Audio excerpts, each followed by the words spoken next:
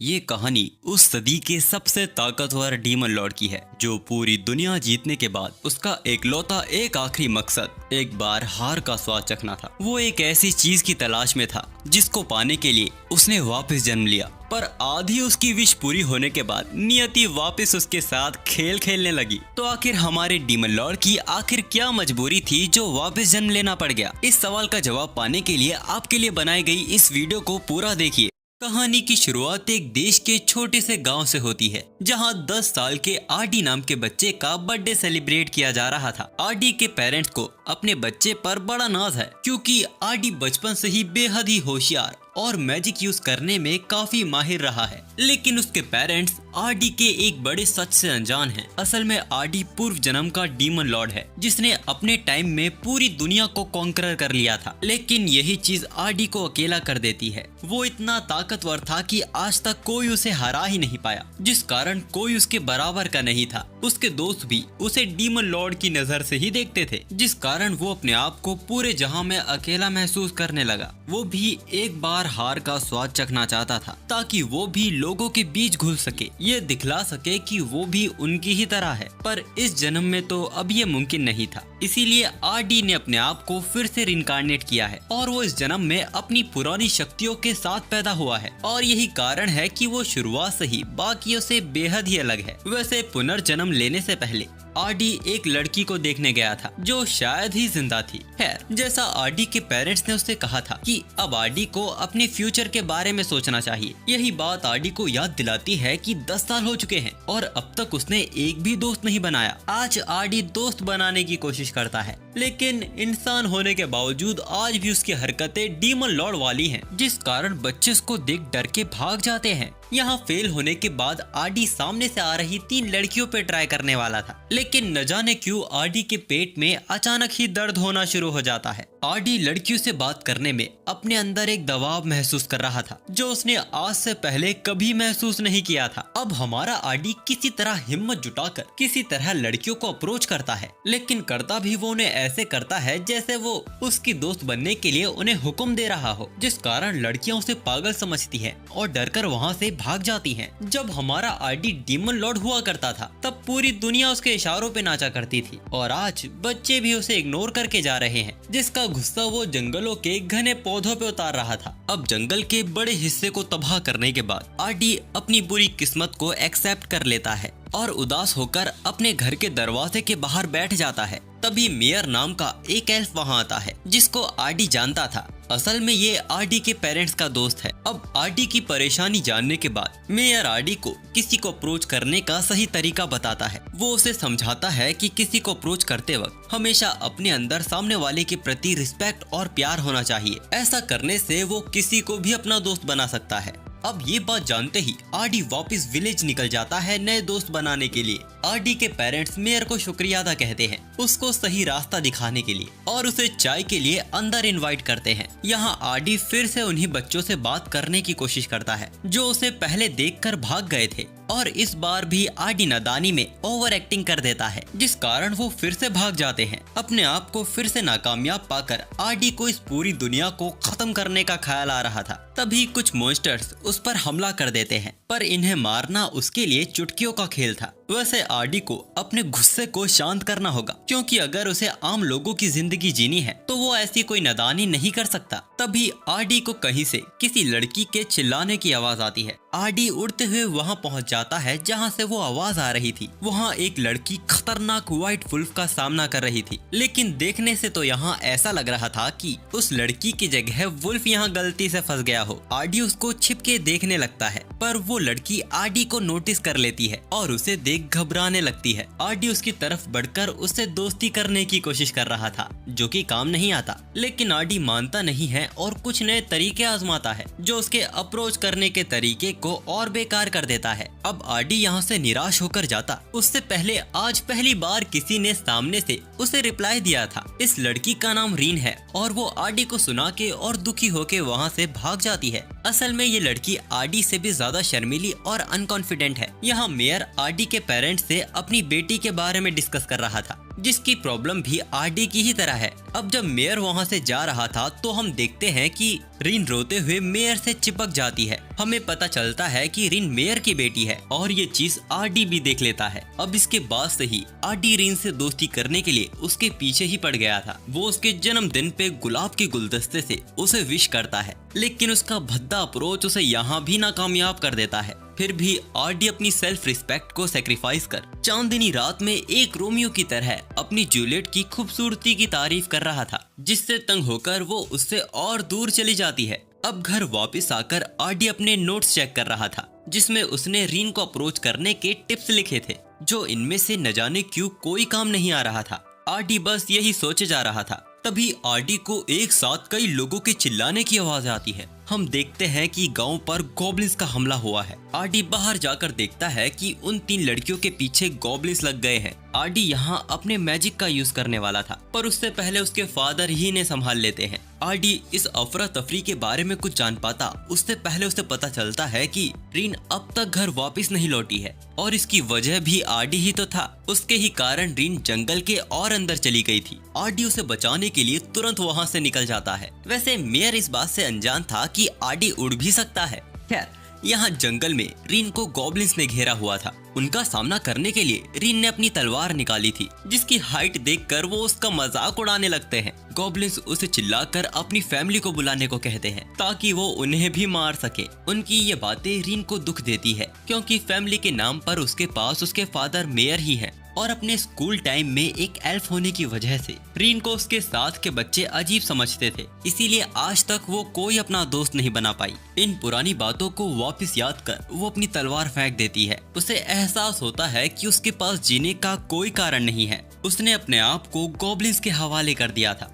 और अब गॉब्लिन्स उसकी ओर बढ़ रहे थे। तभी वहाँ एक मैजिकल सर्कल क्रिएट होता है जो सभी गॉब्लिन्स को रीन से दूर फेंक देता है। वहाँ आरडी वक्त पर पहुँच चुका था और आज पहली बार रीन ने आरडी को देखकर उसका नाम लिया था, जो देख आरडी को भी खुशी होती है। लेकिन गॉब्लिन जनरल को लग रहा था कि वो आरडी को हरा सकता है, पर आरडी के एक आंख का नमूना देखकर ही उसे अपनी गलतफहमी का एहसास हो गया था। वो चुपचाप वहां से निकलने की कोशिश कर रहा था, पर आरडी उसे भी नहीं बख्शता। यहाँ गांव में आरडी के पेरेंट्स को उसकी चिंता हो रही थी, तो मेयर को यहाँ यकीन था कि आरडी अपनी बात को पूरी करेगा। पर हम यहाँ देखते हैं कि रीन यहाँ गुस्से में थी। वो असल में गॉब्लिन्स के हाथों मरना चाहती थी। आरडी उसे बताता है कि वो भी उसकी ही तरह है, वो भी कोई दोस्त नहीं बना पाता। उसे भी दूसरों से बात करने में हिचकिचाहट होती है, पर जब वो रीन से बात करता है तो उसे अच्छा लगता है, इसीलिए वो उसे दोस्त बनाना चाहता है। अब उसकी ये प्यारी प्यारी बातें सुन इस बार तो रीन भी पिघल जाती है और आखिर उसकी दोस्त बनने को राजी हो जाती है। अब कई सालों बाद हम आरडी को देखते हैं, जिसको उठाने के लिए रीन उसके बगल में लेट जाती है। आरडी उसे समझाता है कि किसी लड़की को ऐसे किसी लड़के के रूम में नहीं आना चाहिए, पर इन सभी बातों को छोड़ रीन उसे उसके साथ मैजिक एकेडमी ज्वाइन करने को कहती है। वो उसे वहाँ के मशहूर मैजिक स्कूल ले आती है, जहाँ का हेडमास्टर उन दोनों को पहले से ही जानता था, क्योंकि उन दोनों के ही पेरेंट्स फेमस मजिशियन हैं। वो तो उनके साथ इतना फॉर्मल हो रहा था कि उन्हें तो एडमिशन के लिए एंट्रेंस एग्जाम देने की भी जरूरत नहीं है, पर आरडी एग्जाम देकर अपनी काबिलियत सबको दिखाना चाहता था। अब कुछ देर बाद जब रिजल्ट अनाउंस होता है तो रीन तो अच्छे नंबरों से पास हो गई थी, लेकिन आरडी बेचारा 1 मार्क्स भी स्कोर नहीं कर पाया था, पर फिर भी वो पास हो गया था। आरडी को लग रहा था कि कोई उसके साथ मजाक कर रहा है। तभी हेडमास्टर वहाँ आते हैं और हमें पता चलता है कि आरडी को 0 मार्क्स इसीलिए मिले हैं क्योंकि उसने कोई सवालों का जवाब सही नहीं दिया था, पर 0 लाने के बाद भी वो पास हो गया क्योंकि उसने जिस तरह सवालों का जवाब दिया था वो तरीका हेडमास्टर को काफी पसंद आया। अब इसके बाद हेडमास्टर वापस आरडी के पेरेंट्स की वाहवाही करने लगते हैं। वो सबको बताते हैं कि किस तरह आरडी के पेरेंट्स ने एक विशालकाय ड्रैगन से गांव को बचाया था, और इस तरह आरडी पूरे स्कूल में पॉपुलर हो जाता है और उसकी नॉर्मल लाइफ जीने की विश टूट जाती है। वैसे इस बीच एक लड़की आरडी को छिपके देख रही थी। वैसे एडमिशन मिलने के बाद अगर एक तरफ रीन बहुत खुश थी, तो वहीं आरडी को चिंता थी कि क्या वो लोगों के बीच घुल भी पाएगा। और हाँ, वो इस बात से भी अनजान था कि उसके उसके पेरेंट्स हीरोज रह चुके हैं। पर रीन के चेहरे पर स्माइल देखने के बाद वो सब भूल जाता है। लेकिन जब वो दोनों क्लास में घुसते हैं तो पूरी क्लास के द्वारा उन्हें घेर लिया जाता है। वो इतने फेमस हो चुके थे कि सब उनसे दोस्ती करना चाहते थे, पर वहाँ कुछ ऐसे भी थे जो उनकी पॉपुलैरिटी से जल रहे थे। उनमें स्पिनर नाम का लड़का एक लड़की को परेशान कर रहा था। वो उसे ये कहकर जलील कर रहा था कि उसका यहाँ एडमिशन किसी के साथ सोने से हुआ है। रीन इसके खिलाफ खड़ी होती है और उससे माफी मांगने को कहती है, जिस पर वो साफ मना कर देता है क्योंकि इस लड़की के पेरेंट्स स्पिंसर के घर में काम करते हैं, यानी ये लड़की भी स्पिंसर की नौकरानी ही हुई। अब आरडी को भी गुस्सा आ रहा था तो स्पिंसर आरडी को फाइट के लिए चैलेंज कर देता है, जिसमें अगर आरडी जीता तो वो उस लड़की से माफी मांगेगा। रिन आरडी को आगाह करती है कि स्पिंसर कोई आम बच्चा नहीं है, उसने छोटी सी उम्र में मैजिक के पहले लेवल को पार कर लिया था। अब आरडी यहाँ कोई फैसला कर पाता इससे पहले वहाँ लेडी ओलिविया आ जाती है, जिसकी आहट से ही आरडी घबरा गया था, क्योंकि जब आरडी डीमन लॉर्ड था तब लेडी ओलिविया आरडी के 4 खास जनरल में से एक थी और अब उसे डर है कि कहीं ओलिविया उसको पहचान न ले। वैसे ओलिविया इनकी क्लास टीचर है और उन्होंने इनकी बातों को सुन लिया था और वो उन्हें फाइट के लिए परमिशन भी दे देती है, जिसके बाद हम उन दोनों को बैटल फील्ड में देखते हैं। यहाँ आरडी को ध्यान देना होगा कि उसे ये फाइट ओलिविया की नजरों में आए बिना जीतनी होगी। तभी स्पिंसर आरडी को नीचा दिखाते हुए उसके ऊपर हाई लेवल का फायर मैजिक यूज करता है, जो कि रीबॉर्न डीमन लॉर्ड के लिए हवा का झोंका जैसा था। उसका ये हाई लेवल का मैजिक आरडी की प्रोटेक्शन वॉल पे क्रैक भी नहीं ला पाता। स्पिंसर को भी एहसास हो गया था कि वो बैटल को कुछ ज्यादा ही हल्के में ले रहा है, इसीलिए अब वो अपने 2 स्पेशल अटैक एक साथ आरडी पे करता है। पर आरडी की प्रोटेक्शन वॉल उसे इजीली इग्नोर कर देती है, क्योंकि वो कोई स्पेशल अटैक था ही नहीं, वो बस एक नॉर्मल फायर मैजिक था। तो अब आरडी उसे दिखाता है कि असली फ्लेम अटैक कहाँ किसे जाता है, जिसको स्पेंसर झेल नहीं पाता और अपनी हार स्वीकार कर लेता है। उसने उस लड़की से माफी भी मांग ली थी, लेकिन आरडी अब यहाँ बुरी तरह फंस गया था। आरडी फ्लो में ये भूल गया था कि उनके मैच को ओलिविया भी देख रही है और उसने फ्लेम अटैक के साथ प्रोटेक्शन का भी यूज किया था ताकि स्पिंसर को उसके अटैक से चोट ना लगे, जो कि ओलिविया ने भी नोटिस कर लिया था। मैं आपको बता दूं कि 2 मैजिक का यूज करना आज की जनरेशन के बस की नहीं है, जो कि सभी के सामने आरडी ने कर दिखाया है। लेकिन अभी ओलिविया इस बात को इग्नोर कर देती है और सभी को बताती है कि आज थ्योरी क्लास को स्किप कर सिर्फ प्रैक्टिकल क्लासेस ही होंगी, इसीलिए वो सभी स्टूडेंट्स को 3-3 के ग्रुप बनाने को कहती है। आरडी और रीन के साथ तो सभी लोग ग्रुप बनाना चाहते थे, पर आरडी और रीन उसी लड़की के साथ ग्रुप बनाते हैं क्योंकि वो वहाँ सबसे अलग खड़ी थी। अब इसके बाद सभी को अंडरग्राउंड डंजन में लेके जाया जाता है, जहाँ उन्हें एक मॉन्स्टर को खत्म कर उसकी बॉडी का एक पार्ट प्रूफ के लिए लेकर आना था। और ओलिविया के हिसाब से ये तो आरडी के लिए बहुत ही आसान है। अब बातों बातों में ओलिविया आरडी से कुछ बातें खुलवाए उससे पहले आरडी वहाँ से अपनी टीम को लेकर वहाँ से निकल जाता है और थोड़े आगे जाते ही उनका सामना ब्लैक वुल्फ से हो जाता है। उनका वो डरावना रूप देखकर वो लड़की डर से ही नीचे गिर गई थी, पर आरडी और रीन अपने मैजिक से उस वुल्फ को जला देते हैं, जो देख वो लड़की थोड़ी निराश हो गई थी क्योंकि वो उनके लिए यहाँ बोझ से ज्यादा और कुछ भी नहीं है। अब यहाँ उनकी टीम का काम तो खत्म हो गया था, पर आरडी उसकी मदद करना चाहता था। वो उसे मैजिक सिखाने की बात करता है, जिसके लिए वो पहले तो मना कर देती है, लेकिन रीन के समझाने पर वो मान जाती है। आरडी उसे मैजिक करने का सही तरीका करके दिखाता है, जो कि कोशिश करने के बाद भी उससे नहीं हो पाता, जिससे उसकी सोच अपने लिए और भी नीचे गिर जाती है। इस लड़की का नाम जेनी है और इसके लो कॉन्फिडेंस के पीछे इसके बुरे पास्ट का हाथ है। असल में शुरू से ही स्पिंसर और उसके साथियों ने कभी जेनी को आगे बढ़ने ही नहीं दिया। वो उनके द्वारा हमेशा से बुली होती आ रही है, इसीलिए आज उसकी सोच भी अपने लिए ऐसी ही हो गई है। तो आरडी उसकी मदद करने के लिए वो उसे आसान और ताकतवर मैजिकल स्पिरिट सर्कल बनाना सिखाता है, जिससे वो सामने से आ रहे वुल्फ को जला देता है।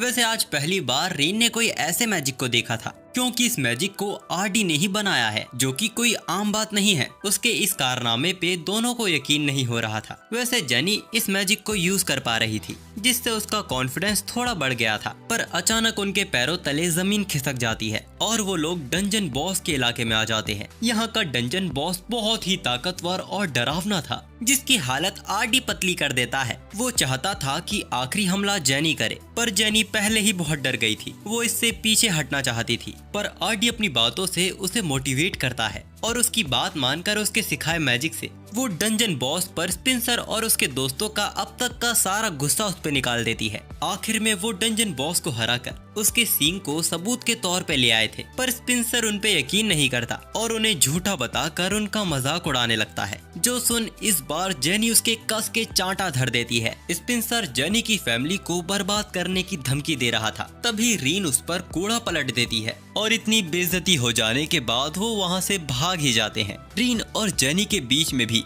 अब अच्छी दोस्ती हो गई थी, जो देख आरडी को भी खुशी होती है कि उनकी एकेडमी का पहला दिन बहुत ही अच्छा गया और अब वो हैप्पीली वापस जा सकता है। पर तभी ओलिविया उसको रोक देती है। वो आरडी से कई बातें पूछना चाहती है।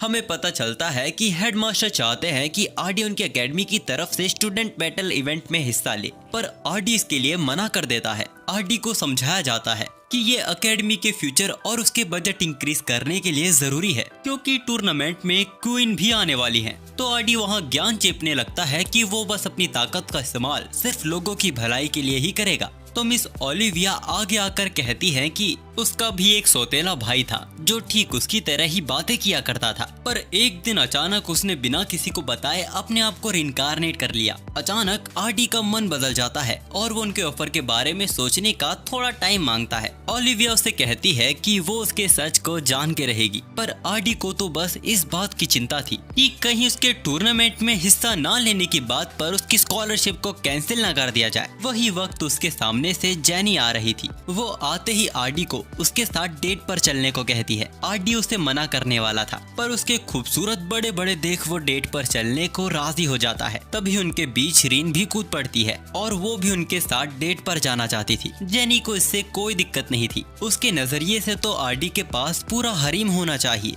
रीन हरीम के बारे में नहीं जानती थी, तो जेनी उसे बताती है, जो जानने के बाद उसका धुआं निकल आता है। रीन वहाँ साफ कह देती है कि वो आरडी को किसी के साथ शेयर नहीं करेगी। अब एकेडमी के बाद वो तीनों अपनी डेट पर आ जाते हैं। आरडी जेनी की ड्रेस की तारीफ करता है, जो देख रीन उसे भी उसकी तारीफ करने को कहती है। वैसे ये तीनों अपनी पहली डेट पर प्ले देखने आए हैं, जहां आरडी को पता चलता है कि यहाँ तो उसके ही पास्ट लाइफ का प्ले दिखाया जा रहा है। ये प्ले देखने में जेनी को थोड़ा डर लग रहा था, इसीलिए वो आरडी से चिपक जाती है, जिस कारण आरडी हार्ड होने लगता है। तभी रीन भी उससे चिपक जाती है, जिस कारण आरडी को अपने पे कंट्रोल करने में मुश्किलों का सामना करना पड़ रहा था।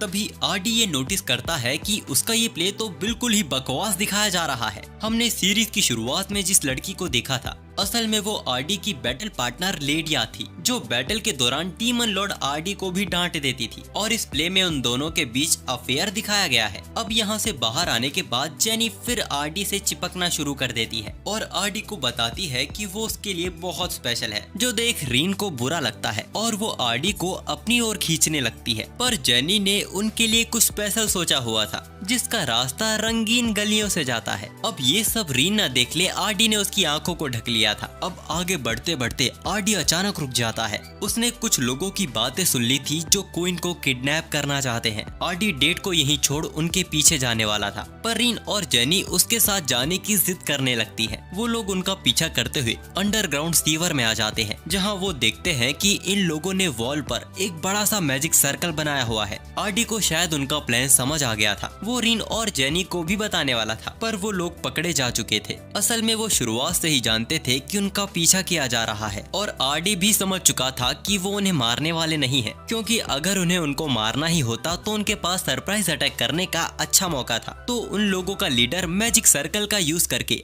आरडी की बॉडी को जला देता है, जिसके बाद वो जोर जोर से हंसने लगते हैं। पर आरडी को उनके हमले से कुछ हुआ ही नहीं था, उल्टा वो अपने मैजिक से उनके मैजिक सर्किल को डिस्ट्रॉय कर देता है। वो लोग थोड़ा घबरा गए थे, क्योंकि उन्हें भी समझ आ रहा था कि आरडी कोई आम इंसान नहीं है। वैसे आरडी के पास ज्यादा वक्त नहीं है, क्योंकि उसे अपनी डेट पे वापस भी तो जाना है। वो वहाँ थंडर मैजिक का यूज करता है, जिसमें बस उनका लीडर ही अपने पैरों पे टिक पाया था, जिसमें खुद आरडी की ही मर्जी थी। असल में आरडी उनका मकसद जानना चाहता है, पर हमें पता चलता है कि ये कोई इंसान नहीं बल्कि एक डीमन है, जो वॉल में होल करके वहाँ से भाग जाता है। आरडी उसका पीछा करने वाला था, पर रीन और जेनी उसे याद दिलाती है कि वो डीमन उड़ सकता है और टनल की चढ़ाई करके उसका पीछा करना मुमकिन नहीं है। तब आरडी उड़ के उन्हें चौंका देता है और डीमन का पीछा करते हुए उसकी बॉडी को जला देता है, जिससे वो जलते हुए होल से बाहर आया था और सभी लोगों का ध्यान उसकी ओर आ गया था। अब आरडी से बचने के लिए वो डीमन एक बच्ची को हॉस्टेज बना लेता है। वहाँ की सिचुएशन क्रिटिकल हो चुकी थी। सभी लोग वहाँ पैनिक होकर इधर उधर भागे जा रहे थे। अब इस सिचुएशन को कंट्रोल में लाने के लिए आरडी ये सभी के सामने रिवील कर देता है कि वो उन हीरोज का बेटा है जिन्होंने विलेज को ड्रैगन से बचाया था और आज वो इस गाँव में शांति बनाए रखने के लिए इस डीमन को सबक सिखाएगा। आरडी ने अपने इल्यूजन मैजिक से उस बच्ची को भी बचा लिया था, जिसका उस डीमन को एहसास भी नहीं हुआ था। उस डीमन को भी समझ आ चुका था कि ये लड़का अपनी सच्चाई छुपा रहा है, असलियत में तो ये कुछ और ही है। वो आरडी से बचकर दूर भागने की कोशिश करता है, पर आरडी अपने मैजिक बीम से उसे भस्म कर देता है और इस कारनामे के बाद आरडी उन सभी का हीरो बन चुका था। साथ ही उसके नॉर्मल लाइफ जीने का सपना भी चूर हो चुका था। पर आज के दिन की वजह से उन्हें क्वीन से मिलने का मौका मिला था, जहां आरडी उनसे रिक्वेस्ट करके एकेडमी का बजट बढ़वा सकता है, जिससे उसको टूर्नामेंट में हिस्सा लेने की जरूरत ही नहीं पड़ेगी। पर तभी वहां रीन अपना सिर उठा के क्वीन को उसके नाम से बुलाने लगती है, जो देख दरबार में उनकी इमेज की धज्जियां ही उड़ गई थी। पर बाद में हमें पता चलता है कि क्वीन और रीन बचपन के अच्छे दोस्त रह चुके हैं और प्रिंसेस भी सभी को वार्निंग देती है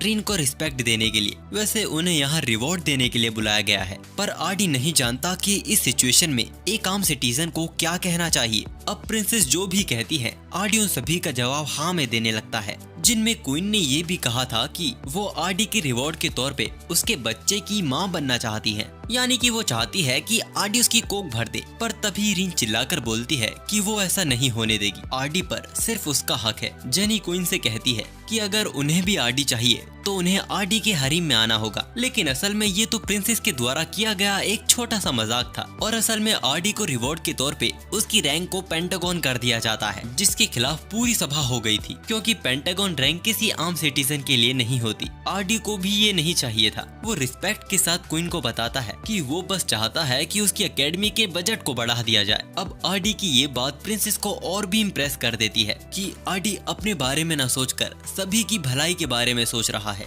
वो इनाम के तौर पे उसे पेंटागन रैंक के साथ उसकी एकेडमी के बजट को भी बढ़ा देती है। अब यहाँ वापस इस पर विवाद ना हो, इसीलिए उन्होंने कुछ शर्तों को भी तय किया था, जो कि आरडी को क्वीन की शैडो आर्मी को ज्वाइन करना होगा, जो कि क्वीन की स्पेशल आर्मी थी। इसके बदले में रीन की रैंक को भी पेंटागन कर दिया जाता है। साथ ही रीन के कहने पर जेनी को भी ट्रायंगल स्टेटस दे दिया गया था। पर इन सभी से आरडी खुश नहीं था, क्योंकि वो जितनी नॉर्मल लाइफ जीने की कोशिश कर रहा है उसके लिए चीजें उतनी ही मुश्किल होती जा रही हैं। यहीं दूसरी तरफ हम उन्हीं लोगों को देखते हैं जिनके पास इस बार अपना एक नया लीडर था, पर वो भी जान चुके थे कि आरडी का सामना करना उनकी बस की बात नहीं। पर उनके पास भी एक ऐसा मॉन्स्टर है जो पूरी दुनिया को हिलाने की ताकत रखता है, बल्कि वो पूरी दुनिया को तबाह कर इसको लॉर्ड के रूल करने लायक जगह बनाना चाहता है। अब आरडी के अगले एकेडमी के दिन एकेडमी में आरडी को एक लड़की प्रपोज कर देती है, पर आरडी ने उसके प्रपोजल को ठुकरा दिया था। पर वो उससे कहता है कि वो अच्छे दोस्त बन सकते हैं। ये सुन शायद उस लड़की को आरडी की बातों का बुरा लगा था, पर आरडी गलत सोच रहा था। असल में वो लड़की तो पूरी रेड फ्लैग थी। वो तो आरडी को अपना बनाने के लिए बेड तक जाने को तैयार थी। तभी रीन उन्हें देख लेती है। उसका गुस्सैल चेहरा देख वो लड़की पतली गली पकड़ वहाँ से निकल जाती है। अब आरडी रीन को थैंक्स कहता है उसे बचाने के लिए, पर रीन ने अपना मुंह फुला लिया था। वैसे हम देखते हैं कि बजट बढ़ने के बाद भी हेडमास्टर अभी भी दुखी हैं, क्योंकि उनका असली एम तो आरडी को टूर्नामेंट में पार्टिसिपेट करवाकर सभी स्टूडेंट्स के सामने उसके पोटेंशियल को सामने लाना था। असल में हेडमास्टर आरडी को एकेडमी का टीचर बनाना चाहते हैं, जिसमें सबसे बड़ी परेशानी थी कि नॉर्मल स्टूडेंट्स आरडी को एक टीचर के रूप में नहीं अपनाएंगे, तो प्रोफेसर जेसिका सब उसके ऊपर छोड़ देने को कहती है। इधर आरडी अपने रूम में रीन को कैसे मनाया जाए उसके बारे में सोच रहा था।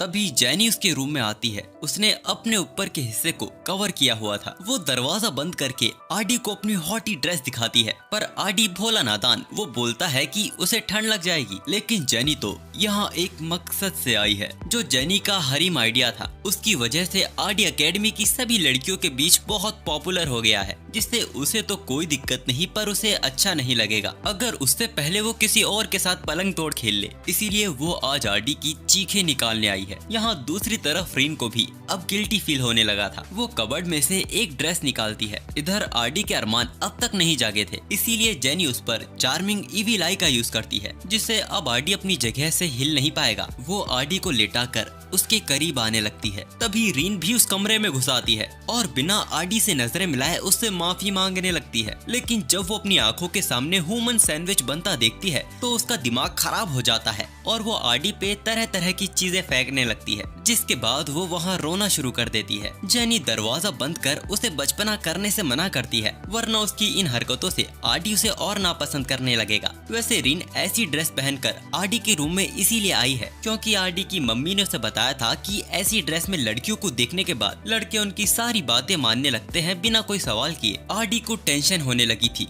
कि उसकी मम्मी उसकी भोली रीन के दिमाग में क्या क्या कचरा भर रही है। जेनी भी उसके बचपने का मजाक उड़ाने लगती है। ये देख रीन को गुस्सा आ जाता है और वो सारा इल्जाम जेनी पे लगा देती है।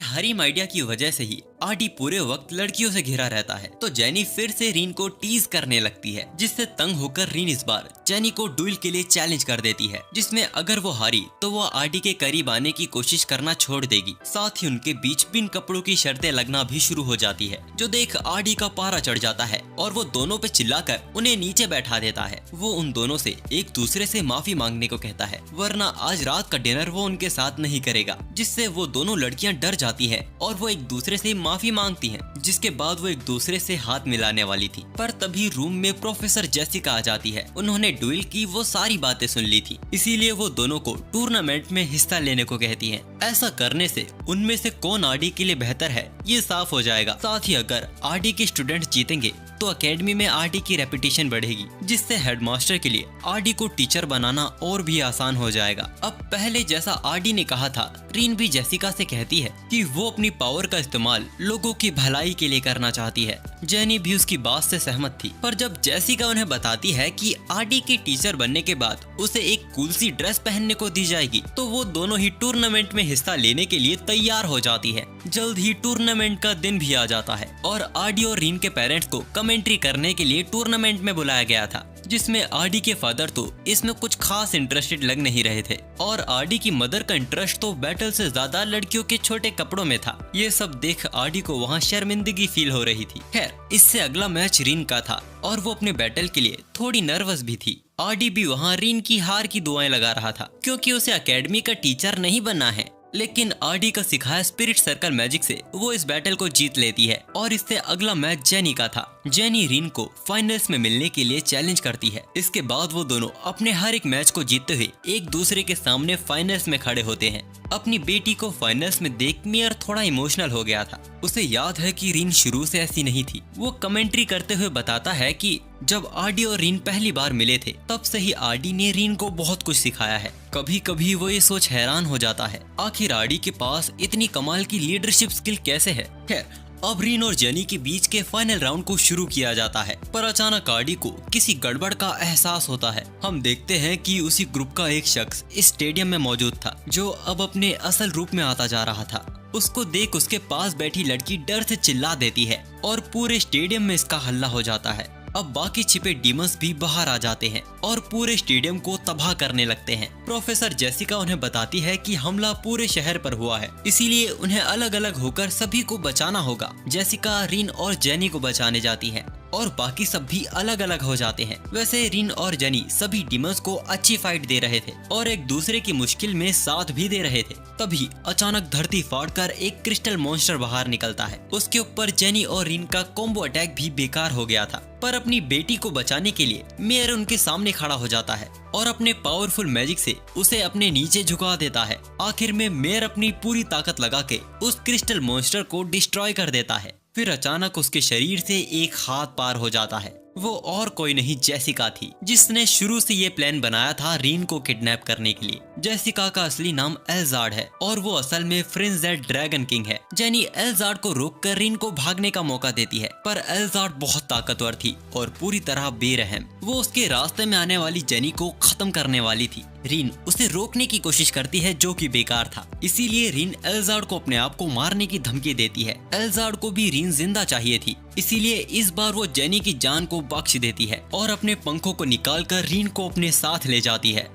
अब कुछ देर बाद आडी अपने हीलिंग मैजिक से मेयर को ठीक कर देता है। होश में आने के बाद मेयर सभी को बताता है कि एल्जार्ड वही ड्रैगन किंग है जिसने हजारों सालों पहले धरती को लगभग तबाह ही कर दिया था। आरडी को फर्क नहीं पड़ता कि वो कौन है, उसका मकसद क्या है, उसे बस दिख रहा है कि उसे रीन को बचाना है। ये देख उसके पेरेंट्स को उस पर प्राउड फील होता है। इसके बाद मेयर आरडी को एक पैलेस लेकर जाता है जिसके अंदर तरह तरह के वेपन्स मौजूद थे और यहाँ से आरडी अपनी इच्छा का कोई भी वेपन चुन सकता है। आरडी उन्हें थैंक्स कहकर वहाँ से चला जाता है, पर आरडी के फादर एक चीज को लेकर काफी परेशान थे। मेयर कहता है कि उन पे आरडी पे निर्भर होने के अलावा कोई और रास्ता ही नहीं है, पर उनका मतलब इससे नहीं था। वो मेयर से पूछते हैं कि क्या वो आरडी को सच नहीं बताएगा। मेयर बोलता है कि आरडी से मिलने से पहले रीन पूरे वक्त 4 दीवारों के पीछे छिपी रहती थी। बाहर का कोई भी आदमी उसके डर का कारण बन गया था, लेकिन अब आरडी की वजह से रीन अब पूरी तरह बदल गई है। पर शायद ऐसा कभी नहीं होता अगर आरडी को रीन का सच पता होता, और वो आरडी को सच बताकर रीन का इकलौता दोस्त भी छीनना नहीं चाहते। इसके बाद हमें छोटे रीन और आरडी का एक छोटा पास्ट दिखाया जाता है, जब रीन आरडी से पूछती है कि क्या वो सच में उसका दोस्त बनेगा और वो कभी उसे छोड़कर नहीं जाएगा। आरडी वादा करता है कि वो उसे कभी छोड़कर नहीं जाएगा। फिर आरडी रीन से उसकी पहचान पूछता है और जब रीन उसे बताती है तो आरडी वहाँ से गायब होने लगता है और हमें पता चलता है कि ये तो रीन का बस एक डरावना सपना था। एल्जार्ड ने रीन को पहाड़ी के पीछे बंदी बना के रखा हुआ है। तभी एल्जार्ड वहां आती है जो कि कोई रिचुअल शुरू करने की बात कर रही थी। एल्जार्ड बोलती है कि उसे रीन का खून चाहिए। रीन हैरान थी और पूछती है कि वो इसके बारे में कैसे जानती है। तो एल्जार्ड वहां एक डीमन को समन करती है जिसको रीन भी देख सकती थी। वो बताती है कि ये डीमन कई एविल गॉड्स की स्किन से बना है जिनको पुराने डीमन लॉर्ड बाराटास यानी अपने पिछले जन्म में आरडी ने मारे थे, और रीन का खून वो चाबी है जो एविल गॉड्स को वापस जिंदा कर सकता है। एल्जार्ड उनकी मदद से दुनिया तबाह करना चाहती है क्योंकि ये दुनिया प्यार मोहब्बत भाईचारा से स्ट्रॉबेरी जैसी सॉफ्ट हो गई है। And she doesn't like strawberry, she is like only chocolate. Reen कहती है कि मेरा आरडी आएगा और तेरी लंका लगाएगा।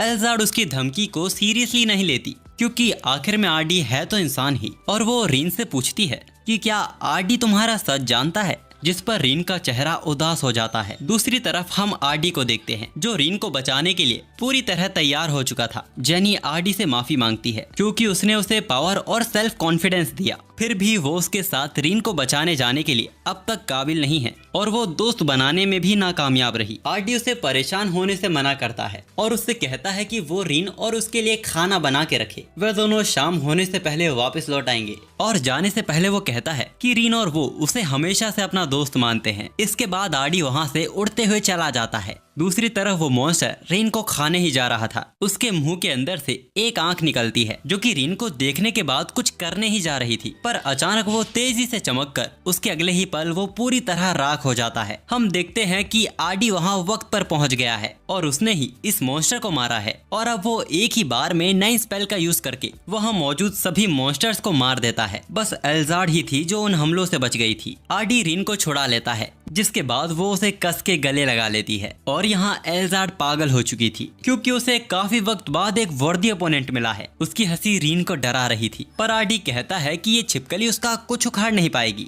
अब एल्जार्ड आरडी को रीन की सच्चाई बताने लगती है कि वो एक मॉन्स्टर है जिसकी रगों में एविल गॉड्स का खून बह रहा है। इसीलिए एल्जार्ड उस मॉन्स्टर को रीन का खून पिलाना चाहती थी ताकि उस मॉन्स्टर के अंदर भी एविल गॉड्स की ताकत आ जाए। दूसरी तरफ मेयर की बातों से हमें पता चलता है कि असल में ये लोग रॉयल फैमिली से है जिनको इस नेशन पे राज करना चाहिए, लेकिन इनके अंदर एविल गॉड्स का खून बहता है जिनको लोग एक्सेप्ट नहीं करेंगे। इसीलिए ये लोग किसी और के जरिए नेशन पर रूल कर रहे हैं। वैसे आरडी को फर्क नहीं पड़ता कि रीन एविल गॉड है या उनकी वंशज, वो बस इतना जानता है कि रीन काइंड है और उसके लिए बस इतना ही काफी है। इतने में एल्जार्ड उनके ऊपर लाइटनिंग स्पेल से हमला कर देती है, पर आरडी को इससे कुछ भी नहीं होता क्योंकि आरडी की ये छड़ी किसी भी लाइटनिंग अटैक को नलीफाई कर सकती है। अब एल्जार्ड गुस्सा होकर अंधाधुन हमला करने लगती है। वो जैसे ही नीचे आती है आरडी उसे फायर अटैक से जला देता है, पर इससे भी उसे कुछ नहीं हुआ था जिसका उसे घमंड भी हो रहा था। तो आरडी उसकी ओर छड़ी फेंक कर कहता है कि इस दुनिया में ऐसा कुछ भी नहीं जिसे तबाह नहीं किया जा सकता, और एल्जार्ड उस हमले में कहीं गायब हो जाती है। रीन को लगा कि सब खत्म हो चुका है, लेकिन लड़ाई तो ठीक से शुरू भी नहीं हुई थी। अब एल्जार्ड अपने ट्रू फॉर्म यानी अपने पीक पर आ चुकी थी। आरडी चारों ओर बैरियर क्रिएट कर लेता है जो कि रीन को एल्जार्ड के हर एक हमले से बचाएगा। साथ ही आरडी भी अपने स्पेशल अटैक को तैयार कर रहा था जिसके अंदर से एक लड़की बाहर आती है जो कि शील्ड को और भी मजबूत कर देती है और एक चमक के बाद एक स्वॉर्ड में कन्वर्ट हो जाती है। अब उन दोनों की लड़ाई आसमान की ऊंचाइयों में हो रही थी। रीन भरोसा नहीं कर पा रही थी कि आरडी इतना ताकतवर है।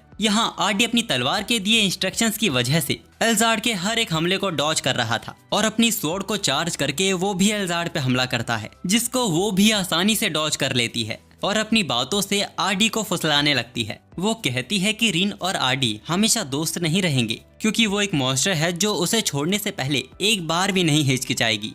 आरडी उसकी इन बातों में आने ही लगा था। फिर अचानक रीन आरडी से कहती है कि वो उससे नहीं हार सकता, जिससे आरडी को यकीन हो जाता है कि रीन उसे कभी छोड़कर नहीं जाएगी। अब आरडी अपनी स्वॉर्ड की सेकंड लेवल को अनलिश करता है जो कि आरडी को पूरी तरह बदल देता है और अब आरडी अपनी पावर की सेकंड फॉर्म में था जो कि एल्जार्ड के हमले को उसके ऊपर ही रिफ्लेक्ट कर देता है। आरडी ने एल्जार्ड की हर एक स्किल को अच्छी तरह से एनालाइज कर लिया था और वो ये भी जान चुका था कि एल्जार्ड आखिर दुनिया को तबाह करना क्यों चाहती है। एल्जार्ड इस दुनिया को इसीलिए तबाह करना चाहती है क्योंकि इस दुनिया ने उसे अकेला छोड़ दिया था, पर कोई भी कारण हो आरडी उसे इस दुनिया को तबाह नहीं करने दे सकता। अब एल्जार्ड अपने पूरे गुस्से में भरकर अपने सबसे ताकतवर हमले को करती है। आरडी भी अपने सबसे पावरफुल हमले को चार्ज कर रहा था और जब दोनों के पावरफुल अटैक टकराते हैं तो आरडी के सामने एल्जार्ड का कोई लेवल ही नहीं था क्योंकि एल्जार्ड ये नहीं जानती थी और उस हमले में एल्जार्ड हमेशा के लिए खत्म हो जाती है।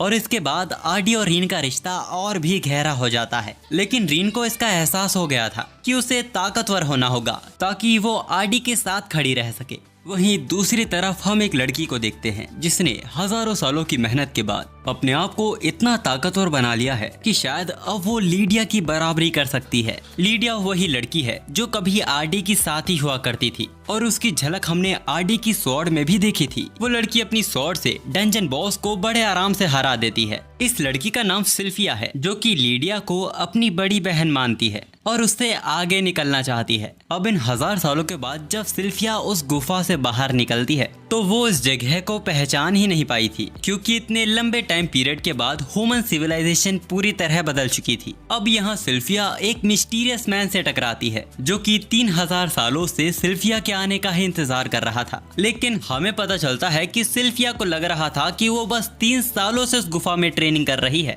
वो इस बात से अनजान थी कि उस गुफा में टाइम अलग तरह से चलता है जो कि वो अपनी इज्जत रखने के लिए उस मिस्टीरियस मैन के सामने मानने से भी इनकार कर देती है। वो कहती है कि वो तो सिर्फ उसे आजमा रही थी कि वो ये जानता है या नहीं। तो अब मिस्टीरियस मैन वहाँ से जाने लगता है तो सिल्फिया उसका पीछा करती है और उससे उसके बारे में पूछती है। वो बताता है कि वो डीमन लॉर्ड वोरवोडोस के लिए काम करता है और वो लीडिया को भी जानता है। अब डीमन लॉर्ड के बारे में सुन के वो उसे एग्रेसिवली उसके बारे में पूछती है जिस पर वो बताता है कि डीमन लॉर्ड मारा जा चुका है। वो उसे लीडिया के बारे में पूछने वाली थी। उससे पहले वो आदमी बोलता है कि डीमन लॉर्ड मारा जरूर जा चुका है पर उसने अपनी सोल को वापस रीइंकार्नेट किया है और अगर सिल्फिया को लीडिया के बारे में उसकी कंडीशन के बारे में जानना है तो उसे डीमन लॉर्ड के पास जाना होगा जो आरडी बन के मजे काट रहा है। ये सुन सिल्फिया को आरडी पे गुस्सा आ रहा था। अब सीन चेंज होता है और हमें पता चलता है कि एकेडमी में 1 मंथ के अंदर स्कूल फेस्टिवल होस्ट होने वाला है जिसमें हर स्टूडेंट अपनी काबिलियत को साबित कर पाएगा।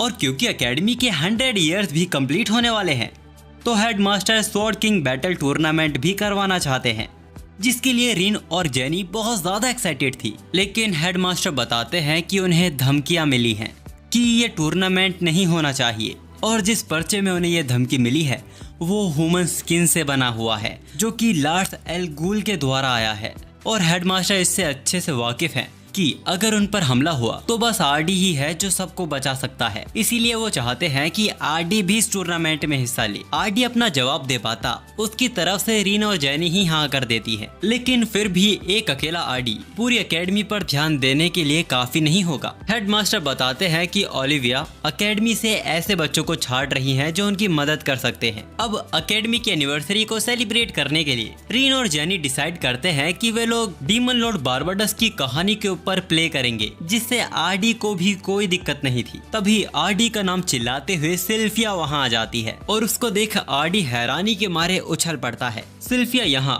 आरडी को पीटने के मकसद से आई थी पर तभी पीछे से ओलिविया उसको पीटती है और कहती है कि 3000 साल बीतने के बाद भी तुम्हारी हरकतें आज भी बच्चों जैसी है, जिस पर आरडी भी हाँ में सिर हिलाता है, जो कि सिल्फिया नोटिस कर लेती है और आरडी पर चढ़ते हुए पूछती है कि क्या वही डीमन लॉर्ड बारबाडस का रिइंकार्नेशन है और लीडिया और एविल गॉड्स कहाँ गए। आरडी सबके सामने अनजान बनने की कोशिश कर रहा था ताकि उसकी सच्चाई किसी के सामने ना आ जाए, लेकिन आरडी को ये सवाल भी अंदर ही अंदर सता रहा था कि सिल्फिया को आखिर रिइंकार्नेशन के बारे में कैसे पता, क्योंकि सिल्फिया तो फाइनल बैटल से पहले डंजन में कहीं खो गई थी। और पीछे हम देखते हैं कि ओलिविया मुस्कुरा रही है क्योंकि उसे भी आरडी के डीमन लॉर्ड होने पे शक है। अब जब सिल्फिया को ज्यादा ही करने लगती है तो रिन बीच में आकर उसे डांटती है।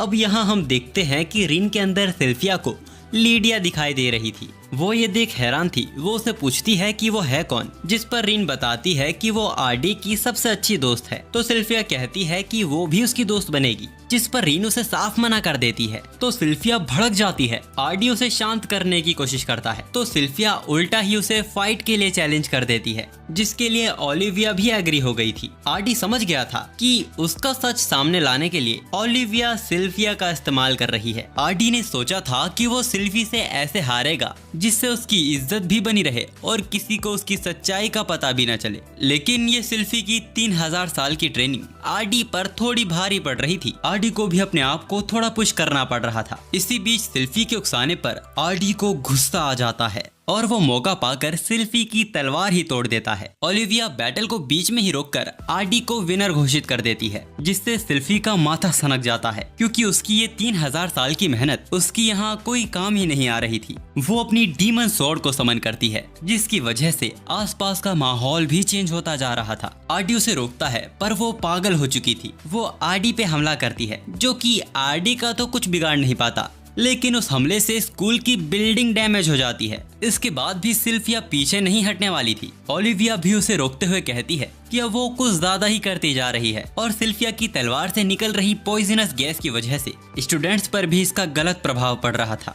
तभी रिन बीच में आती है, जो कि सिल्फी को डांटती है। अब क्योंकि सिल्फी रिन के अंदर लीडिया को देखती थी तो वो उसके कहने पर शांत हो जाती है और ये चीज शायद आरडी ने भी नोटिस कर ली थी। अब इस इंसिडेंट के बाद आरडी क्लास में सभी स्टूडेंट्स को फेस्टिवल की तैयारी के लिए इंस्ट्रक्शंस दे रहा था। उन्होंने डीमन लॉर्ड बारोडोस की कहानी पर प्ले करने का डिसाइड किया था। तभी आरडी नोटिस करता है कि यहाँ कोई तो मिसिंग है। तभी बाहर से आवाजें आने लगती है। हम देखते हैं कि ये तो सिल्फी है जो अपने सीनियर से झगड़ा कर रही है। अब रिन के पूछने पर वो उसे बताती है कि इन्होंने उसे बुरा भला कहा था, लेकिन वो लोग अपनी गलती न मानकर कहते हैं कि उन्होंने तो सिर्फ सच ही कहा था। ये तीनों असल में नोवल फैमिली से आते हैं, जो कि कॉमनर्स यानी विलेजर्स की इज्जत नहीं करते, इसीलिए ये लोग सिल्फी का मजाक उड़ा रहे थे। तो रिन भी उन्हें सुना देती है, लेकिन वो लोग उसे इग्नोर कर वहाँ से जाने लगते हैं। अब इसके बाद हमें पता चलता है कि प्ले के लिए डीमन लॉर्ड का रोल आरडी करेगा और सिल्फी जिद करती है कि लीडिया का रोल रिन को करना चाहिए। और जब एविल गॉड का रोल करने के लिए कोई आगे बढ़ ही नहीं रहा था, तब सिल्फी सामने आती है एविल गॉड का रोल करने के लिए। पर फेस्टिवल को यादगार बनाने के लिए सिर्फ प्ले ही काफी तो नहीं रहेगा, तो जेनी एडवाइस देती है कि उन्हें मेड कैफे खोलना चाहिए, जो कि ये आइडिया सभी को पसंद भी आता। पर जेनी ने जो ड्रेस फाइनल की थी वो कुछ ज्यादा ही नॉटी थी, जिसको पहनने से सभी लड़कियां मना कर देती हैं। तो जेनी कहती है कि क्या पता आरडी इस ड्रेस में किसी लड़की को देख उस पर लट्टू हो जाए। अब ये सुन सारी लड़कियां अचानक मान जाती हैं। खिड़की से बाहर हम देखते हैं कि एक कौवा उन पे नजर रख रहा है, जिसकी आंखें एक बॉल से कनेक्टेड थी, जो उस मिस्टीरियस मैन के हाथों में था।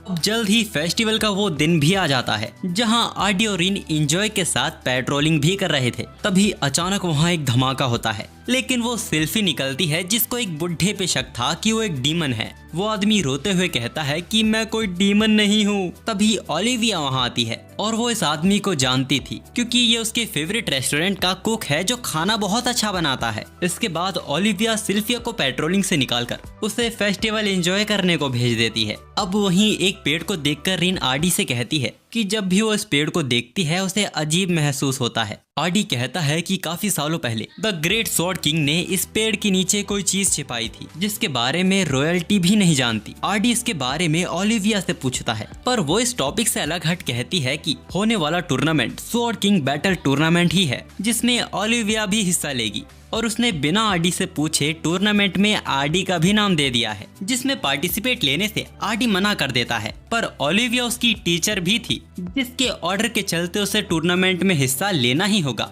अब इसके बाद आरडी जेनी के द्वारा प्लान किया गया मेड कैफे जाता है। अब इससे पहले आरडी अंदर जाता, सिल्फी दीवार तोड़ते हुए बाहर आ जाती है। वो एक लड़के को खत्म करने वाली थी, क्योंकि वो उसके पीछे टच करने की कोशिश कर रहा था। आरडी उस लड़के को सबक सिखाता है और उस दीवार को भी ठीक कर देता है और सिल्फी को थोड़ा शांत रहने को कहता है। वहाँ कुछ लड़कियाँ आरडी को सर्व करने के लिए खड़ी थी, पर आरडी उन्हें मना कर देता है। तब जेनी बाहर आती है, जो इशारे में आरडी को बताती है कि वो क्या कर सकती है। आरडी चुपचाप अंदर जाके बैठ जाता है और सभी लड़कियां आरडी की सेवा करने को उत्सुक थी। तभी गुस्से से भरी रीन वहां आती है, जो कि सभी को आरडी से दूर रहने को कहती है। तब जेनी बीच में आती है और बोलती है कि वे लोग तो बस अपने मास्टर की सेवा कर रहे हैं। तो रीन भी तुरंत मेड ड्रेस पहन लेती है और सभी को बाहर जाने को कहती है, क्योंकि वो अकेले ही आरडी की सेवा कर सकती है। और ये बात लड़कियों को पसंद नहीं आती। अब उनके बीच लड़ाई न छिड़ जाए, इसीलिए सिल्वी कहती है कि वो सबकी तरफ से आरडी को सर्व करेगी। तो जेनी बोलती है कि तुम कुछ ना ही करो तो ही बेहतर है। तभी वहाँ अनाउंसमेंट होती है कि स्वॉर्ड किंग बैटल टूर्नामेंट कल शुरू होने वाला है, जिसमें विजेता को होली स्वॉर्ड की फर्स्ट कॉपी से नवाजा जाएगा। सिल्फी से हमें पता चलता है कि होली स्वॉर्ड लीडिया की तलवार थी और अब उसको पाने के लिए सिल्फी इस टूर्नामेंट में हिस्सा लेने वाली है और रिन और जेनी भी इसमें हिस्सा लेंगे, क्योंकि उन्हें अपना पुराना लफड़ा भी तो सुलटाना है। अब सीधा सीन टूर्नामेंट वाले दिन आता है, जहां रिन, आरडी, ओलिविया अपने मैच को जीतकर अगले राउंड में पहुंच गए थे और अब बारी जेनी की थी, जिसको ओपोनेंट काफी हट्टा कट्टा मिला था। उसके सामने जेनी टिक नहीं पाती, क्योंकि अभी भी उसके अंदर सेल्फ कॉन्फिडेंस की कमी थी। आरडी चिल्लाते हुए उसे मोटिवेट करता है कि हार मानने के लिए ये वक्त बहुत जल्दी है। आरडी के मोटिवेट करने से जेनी वापस उठ खड़ी होती है और अपने ओपोनेंट को हरा देती है। तभी एक लड़की रीन और सिल्फी के पास आती है। उन्हें उनकी मेड कैफे में मदद चाहिए थी, जिसके लिए वो दोनों उस लड़की के साथ चले जाते हैं। इस मौके का फायदा उठा के जेनी आरडी को उसके साथ मिस मिस्टर ब्यूटी कॉन्टेस्ट में उसके साथ चलने की जिद करती है, पर आरडी का पेट्रोलिंग करना ज्यादा जरूरी था। तो जेनी कहती है कि वहाँ काफी लोग हैं और वहाँ भी पेट्रोलिंग की जरूरत है। अब उसके मासूम चेहरे को देख आरडी मना भी नहीं कर पाता। अब उस कॉन्टेस्ट की भीड़ में आरडी स्पिंसर को वहाँ देखता है। आरडी को लगता है कि स्पिंसर यहाँ जेनी के लिए आया है, पर वो तो आरडी को देखकर ही बुरी तरह डर गया था। हमें पता चलता है कि आरडी के खिलाफ हारने के बाद स्पिंसर ने अपने आप को रूम में लॉक कर लिया था, जिस कारण वो मोटा भी हो गया है और यहाँ भी वो जेनी के लिए नहीं, लिली नाम की एक लड़की को देखने आया था। स्पिंसर जेनी का कॉन्फिडेंस देखकर बोलता है कि आरडी के साथ रहते रहते जेनी काफी बदल गई है। तभी स्टेज पर जेनी का नाम लिया जाता है कि आरडी के साथ रहते रहते जेनी काफी बदल गई है। स्पिंसर बताता है कि जेनी की फैमिली का काम उसकी फैमिली को प्रोटेक्ट करना है, पर जेनी शुरू से ही किसी काम में अच्छी नहीं थी। स्पिंसर को लगता था कि उसे प्रोटेक्ट करना होगा, पर स्पिंसर की फैमिली अपने से नीचे वालों को कुछ नहीं समझती थी और ऐसा बर्ताव वो स्पिंसर से भी उम्मीद करते थे। हालांकि अब वो बदल गया है और जेनी भी बदल गई है। आरडी स्पिंसर को जेनी से माफी मांगने को कहता है, ताकि उसके मन का बोझ थोड़ा हल्का हो जाए। स्पिंसर ये कहकर वहाँ से चला जाता है कि अभी उसमें इतनी हिम्मत नहीं है। अब इसके थोड़ी देर बाद इस कंपटीशन को जेनी और आरडी जीत जाते हैं। जेनी आरडी को थैंक्स कहती है, तो आरडी बोलता है कि वो इस कंपटीशन को जेनी की खूबसूरती की वजह से जीते हैं और आरडी उसे अपने आप पे थोड़ा भरोसा रखने को भी कहता है, जो सुन जेनी को खुशी होती है। इसके बाद वो लोग कैफे जाते हैं, जो कि कई सारे कस्टमर से भरा हुआ था और तभी जेनी के हाथ में ये ट्रॉफी देख रीन गुस्सा हो जाती है, क्योंकि वो आरडी के साथ उस कंपटीशन में जाने वाली थी। अब इसके बाद हमें टूर्नामेंट का सीन दिखाया जाता है, जहां ओलिविया के खिलाफ आरडी को फाइट करनी थी, जिस पल का इंतजार वो काफी वक्त से कर रही थी। मैच के शुरू में ही ओलिविया आरडी पे हावी होने लगती है, जिससे तंग आकर आरडी बैरियर का यूज कर देता है और ओलिविया स्टेडियम से बाहर कहीं जाके गिरती है और मैजिक यूज करने की वजह से आरडी को डिस्क्वालीफाई कर दिया जाता है। अब अगला मैच जेनी और रीन के बीच में था, जो कि फाइट भी सिर्फ आरडी को पाने के लिए कर रहे थे। यही नहीं, वो तो चिल्ला चिल्लाकर स्टेडियम में बता भी रहे थे, जो देख आरडी एम्बैरेस फील कर रहा था। आखिर में रीन इस मैच को जीत लेती है, यानी अब जेनी को आरडी का पीछा छोड़ना होगा। लेकिन जेनी मना कर देती है और कहती है कि एक मैच उसके लव का डिसीजन नहीं ले सकता। वहीं हम उस मिस्टीरियस मैन को भी देखते हैं, जो कि अपने आप से ही बातें करते हुए बोल रहा था। एक एक्टर अगर अपनी ही स्क्रिप्ट को फॉलो ना कर सके तो उससे नालायक जहां में कोई नहीं। इसका क्या मतलब है हम नहीं जानते। कुछ देर में उनका प्ले भी शुरू होने वाला था, जिसके लिए रीन बहुत नर्वस थी। आरडी उसे समझाता भी है कि उसे दूसरों के लिए नहीं अपनी खुशी के लिए प्ले करना है। वो समझ तो गई थी पर नर्वस थी। अब इसके बाद प्ले शुरू होता है और रीन आरडी सब अच्छा कर रहे थे। सारी लड़कियां तो बस आरडी को ही चीयर कर रही थी। वैसे इस प्ले की वजह से आरडी को रियल बैटल की याद आ गई थी, जब आरडी डीमन लॉर्ड बारबाडोस था और अपनी आर्मी को इंस्ट्रक्शंस दे रहा था कि पहले लीडिया और वो चार्ज करेंगे और बाकी सब उनके पीछे आएंगे। तो सिल्फी उनके साथ जाने की जिद करने लगती है तो लीडिया उसको डांटती है। तभी एविल गॉड अपने महल से बाहर निकलता है और उन्हें कल दोपहर तक कदम वापस मोड़ने का मौका देता है, वरना कल तो उनकी मौत तय है।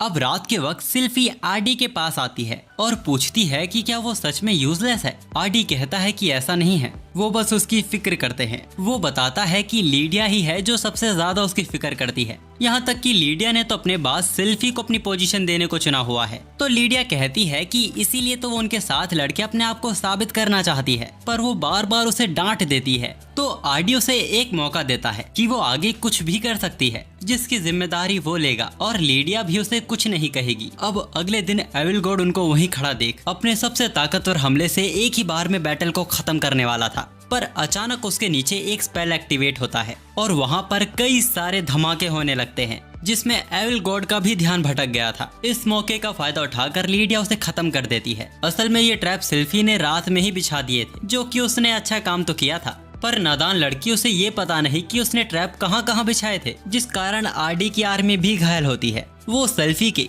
कस के घूसा देता है। अब क्योंकि सेल्फी के हिसाब से उसने अच्छा काम किया था, फिर भी कोई उसे अप्रिशिएट नहीं कर रहा, इसीलिए वो रोते हुए वापस जा रही थी। लीडिया उन दोनों को शांत करती है और सिल्फी के काम की तारीफ करती है, क्योंकि आज उसकी वजह से वॉर में किसी की जान नहीं गई थी और वो इतनी जरूरी बैटल भी जीत गए। पर वो ये भी कहती है कि उसे अपने साथियों की भी हेल्प लेनी चाहिए। अब सीन रियलिटी में आता है, जहाँ प्ले अब तक खत्म हो चुका था, जो कि ऑडियंस को काफी पसंद आता है। तभी अचानक सिल्फी वहाँ लीडिया को देखती है, पर उसके पीछे जाने पर वो लड़की कोई और ही थी। तभी वहाँ पर उसे वही मिस्टीरियस मैन मिलता है। प्ले के बाद जेनी और आरडी हॉल के बाहर सिल्फी का वेट कर रहे थे। वहीं जेनी को लगता है कि सिल्फी आरडी को पसंद करने लगी है, क्योंकि प्ले के बाद से ही उसका बर्ताव चेंज हो गया है। जेनी को लगता है कि आज तो सिल्फी आरडी को प्रपोज कर देगी। तभी सिल्फी आरडी के पास आती है और कहती है कि आज का मैच तो वही जीतेगी, और मैच को जीतने के बाद वो उसे उस पेड़ के पास मिलने को कहती है, जिसके बाद वो वहाँ से चली जाती है। जेनी वापस अपनी बात को दोहराती है कि सिल्फी आरडी को प्रपोज करने वाली है। फाइनल मैच रीन और सिल्फी के बीच में था, जिसको सिल्फी एक झटके में ही जीत जाती है। आरडी को सिल्फी का बर्ताव थोड़ा अजीब लग रहा था। अब शाम के वक्त हॉली स्वॉर्ड के साथ सिल्फी पेड़ के नीचे आरडी का वेट कर रही थी और वहीं जेनी और रेन छिप के ये सब देख रहे थे। तभी आरडी भी वहां आ जाता है और उसे पता चलता है कि सिल्फी ने उसे यहाँ उसको मारने के मकसद से बुलाया है। हमें पता चलता है कि विनर प्राइज में सिल्फी को ये जो तलवार मिली है वो असल में कॉपी न होकर लीडिया की असली हॉली स्वॉर्ड थी, और पुराने स्वॉर्ड किंग ने इस पेड़ के नीचे इस तलवार की स्पिरिट को ही कैद किया था, जिसको आज सिल्फी ने आजाद कर दिया है। इसके बाद सिल्फी डीमन स्वॉर्ड और हॉली स्वॉर्ड को एक साथ यूज करके आरडी पे हमला करती है। आरडी सिल्फी को नुकसान नहीं पहुंचाना चाहता था। वो उड़कर वहां से भागने की कोशिश करता है, पर 3000 साल की ट्रेनिंग के बाद अब सिल्फी भी उड़ सकती है और वो उड़ते हुए आरडी का पीछा करने लगती है। तो वहीं रीन और जेनी को समझ ही नहीं आ रहा था कि वहाँ चल क्या रहा है। इधर हम उस मिस्टीरियस मैन को भी देखते हैं, जो कि इस बैटल के मजे ले रहा था। पास्ट में हमें दिखाया जाता है कि सिल्फी उस आदमी से पूछ रही थी कि उसने उससे झूठ क्यों बोला कि आरडी ही रीइंकार्नेटेड डीमन लॉर्ड है, क्योंकि उसे तो ऐसा नहीं लग रहा। तो वो मिस्टीरियस मैन उसे एक मेमोरी दिखाता है, जिसमें डीमन लॉर्ड वारोडोस ने ही लीडिया को मारा था। यानी सिल्फी जिसको ढूंढ रही है वो जिंदा ही नहीं है, इसीलिए सिल्फी आरडी को मारने उसके पीछे पड़ी हुई है। आखिर में सिल्फी आरडी को घायल करके उसे नीचे गिरा देती है। उसे लग रहा था कि उसने डीमन लॉर्ड को खत्म कर दिया है, पर लीडिया के बिना उसकी ये जीत किसी काम की नहीं, इसीलिए वो अपनी डीमन स्वॉर्ड से पूरी दुनिया खत्म करने जा रही थी। तभी रीन वहाँ आकर उसे रोकती है, लेकिन इस बार वो उसकी भी बात नहीं सुन रही थी। उल्टा वो उस पे हमला कर देती है, जिसको रीन ने अपनी प्रोटेक्शन वॉल से रोक लिया था। जेनी बीच में आकर रीन की मदद करती है, लेकिन उसके हमले सिल्फी के मुकाबले काफी कमजोर थे और वो उसे अपनी एक किक से ही दूर कर देती है। अब ये देख रीन उसे आखिरी वार्निंग देती है, वरना अब उसे उसके ऊपर स्ट्रिक्ट होना होगा। लेकिन इससे भी सिल्फी को कोई फर्क नहीं पड़ता और वो उसे मारने वापस आगे बढ़ती है। पर तभी आरडी अपने डीमन लॉर्ड फॉर्म में आ जाता है, जिसका ये रूप देख सिल्फी का गुस्सा और भी बढ़ गया था। वो अपनी दोनों स्वॉर्ड से आरडी पर हमला करने आती है, जिससे आरडी बच तो रहा था, पर उसे ये भी एहसास होता है कि उसका मैजिक कैंसिलेशन सिल्फी के ऊपर काम नहीं कर रहा है। अब आरडी के पास अपनी स्वॉर्ड इस्तेमाल करने के अलावा कोई और रास्ता ही नहीं था। तभी अचानक वहाँ लीडिया की आवाज आती है और दोनों ही रुक जाते हैं। फिर वहाँ वही मास्क मैन आता है, जो कि सिल्फी को गिरा देता है और कहता है कि वो उसके किसी काम नहीं आई। हमें पता चलता है कि ये आदमी रीन को सैक्रिफाइस करके अपने गॉड को वापस रिवाइव करना चाहता था, पर सिल्फी रीन को मार ही नहीं पाई क्योंकि आरडी उनके रास्ते का कारण बन रहा था। तो अब वही दोनों तलवार उठा के आरडी को मारने आता है, लेकिन वो काफी स्लो था और आरडी उसके एक हाथ को ही काट देता है, जिसके बाद वो डीमन स्वॉर्ड का यूज करके पूरी सिटी को ही खत्म करने वाला था। पर अचानक उसे झटका लगता है क्योंकि हॉली स्वॉर्ड को सिर्फ होली स्वॉर्ड के द्वारा चुने गए लोग ही यूज कर सकते हैं, और अब आरडी अपनी स्वॉर्ड से उसे खत्म कर देता है, जिसके बाद सिर्फ उसका मास्क ही बचा था। अब जब आरडी लीडिया की स्वॉर्ड उठाने जाता है, तभी उसकी तलवार से लीडिया की स्पिरिचुअल फॉर्म बाहर आती है और वो सिल्फी को समझाती है कि उसके साथ जो भी हुआ था उसमें डीमन लॉर्ड का कोई दोष नहीं था, इसीलिए वो उसे सब कुछ भूल अपनी लाइफ को उसे जीने को कहती है, और जब उसका वक्त पूरा हो जाएगा वो दोनों वापस मिल जाएंगे। इसके बाद लीडिया वापस आरडी की तलवार में चली जाती है। अगले दिन हम देखते हैं कि एकेडमी के सभी बच्चों को कहीं लेके जाया जा रहा है। समय काटने के लिए वो लोग कार्ड्स खेल रहे थे, जिसमें जेनी बार बार हारे जा रही थी, जो देख उसे रोना और गुस्सा दोनों आ रहा था। तभी अचानक समय रुक जाता है, पर आरडी की पलटन पर इसका असर नहीं हुआ था। अब इससे पहले वो कुछ समझ पाते, वो लोग एक अलग ही डायमेंशन में टेलीपोर्ट हो जाते हैं, जहां उनके सामने एक बच्चा आता है जो अपने आप को भगवान बता रहा था और गॉड को इनसे मदद चाहिए थी। वो बताते हैं कि इनके दुनिया जैसी ब्रह्मांड में काफी सारी दुनिया है जो कि डीमन लॉर्ड नाम के शख्स की वजह से खतरे में है। अब आरडी यहाँ थोड़ा कंफ्यूज हो जाता है क्योंकि उसके हिसाब से तो वही डीमन लॉर्ड है। गॉड आरडी को डीमन लॉर्ड को खत्म करने को कहता है। अब इससे पहले वो कुछ सवाल कर पाते, उन्हें दूसरी टाइमलाइन में टेलीपोर्ट कर दिया जाता है। आरडी देखता है कि आसमान में तो 2 चांद निकले हुए हैं जो कि काफी सालों पहले एग्जिस्ट किया करता था, और वक्त के साथ उनमें से एक किसी कारणवश डिस्ट्रॉय हो गया था।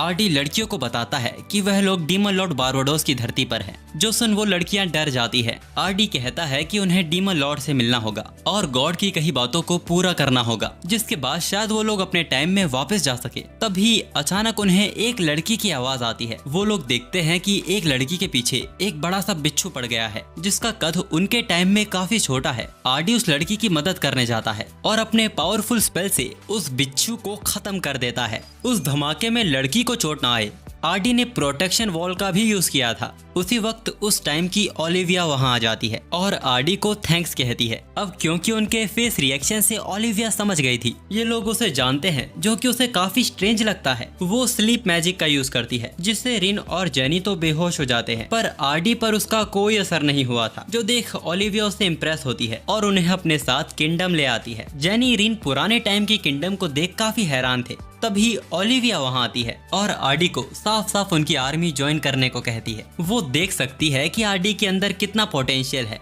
आरडी भी मान गया था क्योंकि ऐसा करने से वो डीमन लॉर्ड बारबाडोस से मिल पाएगा, लेकिन आर्मी ज्वाइन करने से पहले वो अपनी 2 शर्तें बता देता है, जो कि अगर पूरी होगी तो ही वो ज्वाइन करेगा। पहली शर्त थी कि रिन और जेनी भी उसके साथ ज्वाइन करेंगे और उनकी सेफ्टी की जिम्मेदारी उसकी होगी। ओलिविया मान जाती है और उससे उसकी दूसरी शर्त के बारे में पूछती है। अब आरडी की दूसरी शर्त सुनने के बाद ओलिविया निराश हो जाती है क्योंकि आरडी जनरल वेडा के अंडर काम करना चाहता था और ओलिविया को लगता है कि आरडी से बेटर प्लेस डिजर्व करता है। लेकिन ओलिविया आरडी जैसे टैलेंट को भी खोना नहीं चाहती थी, इसीलिए वो उसकी ये शर्त भी मान लेती है। जिसके बाद हम उन तीनों को वेडा रिसर्च सेंटर के बाहर देखते हैं। आरडी कहता है कि वॉर के दौरान ये जगह सबसे सेफ है और उसी वक्त वो रिसर्च सेंटर ब्लास्ट हो जाता है, जो कि वेडा के एक्सपेरिमेंट की वजह से हुआ था। और वेडा की यूं बच्चों जैसी हरकतें देख जेनी और रीन उसको पहचान नहीं पाती, और जब वो उन्हें बताती है तो वो यकीन भी नहीं कर पाती क्योंकि वेडा की जो तस्वीर उनके पास थी उससे वो बिल्कुल ही अलग दिखाई दे रही थी। खैर वेडा अपने मैजिक से रिसर्च सेंटर को वापस बना देती है और उनसे पूछती है कि वो उसके अंडर ही क्यों काम करना चाहते हैं। वेडा इतनी समझदार तो थी कि वो समझ चुकी थी कि उनका कोई अलग कारण है।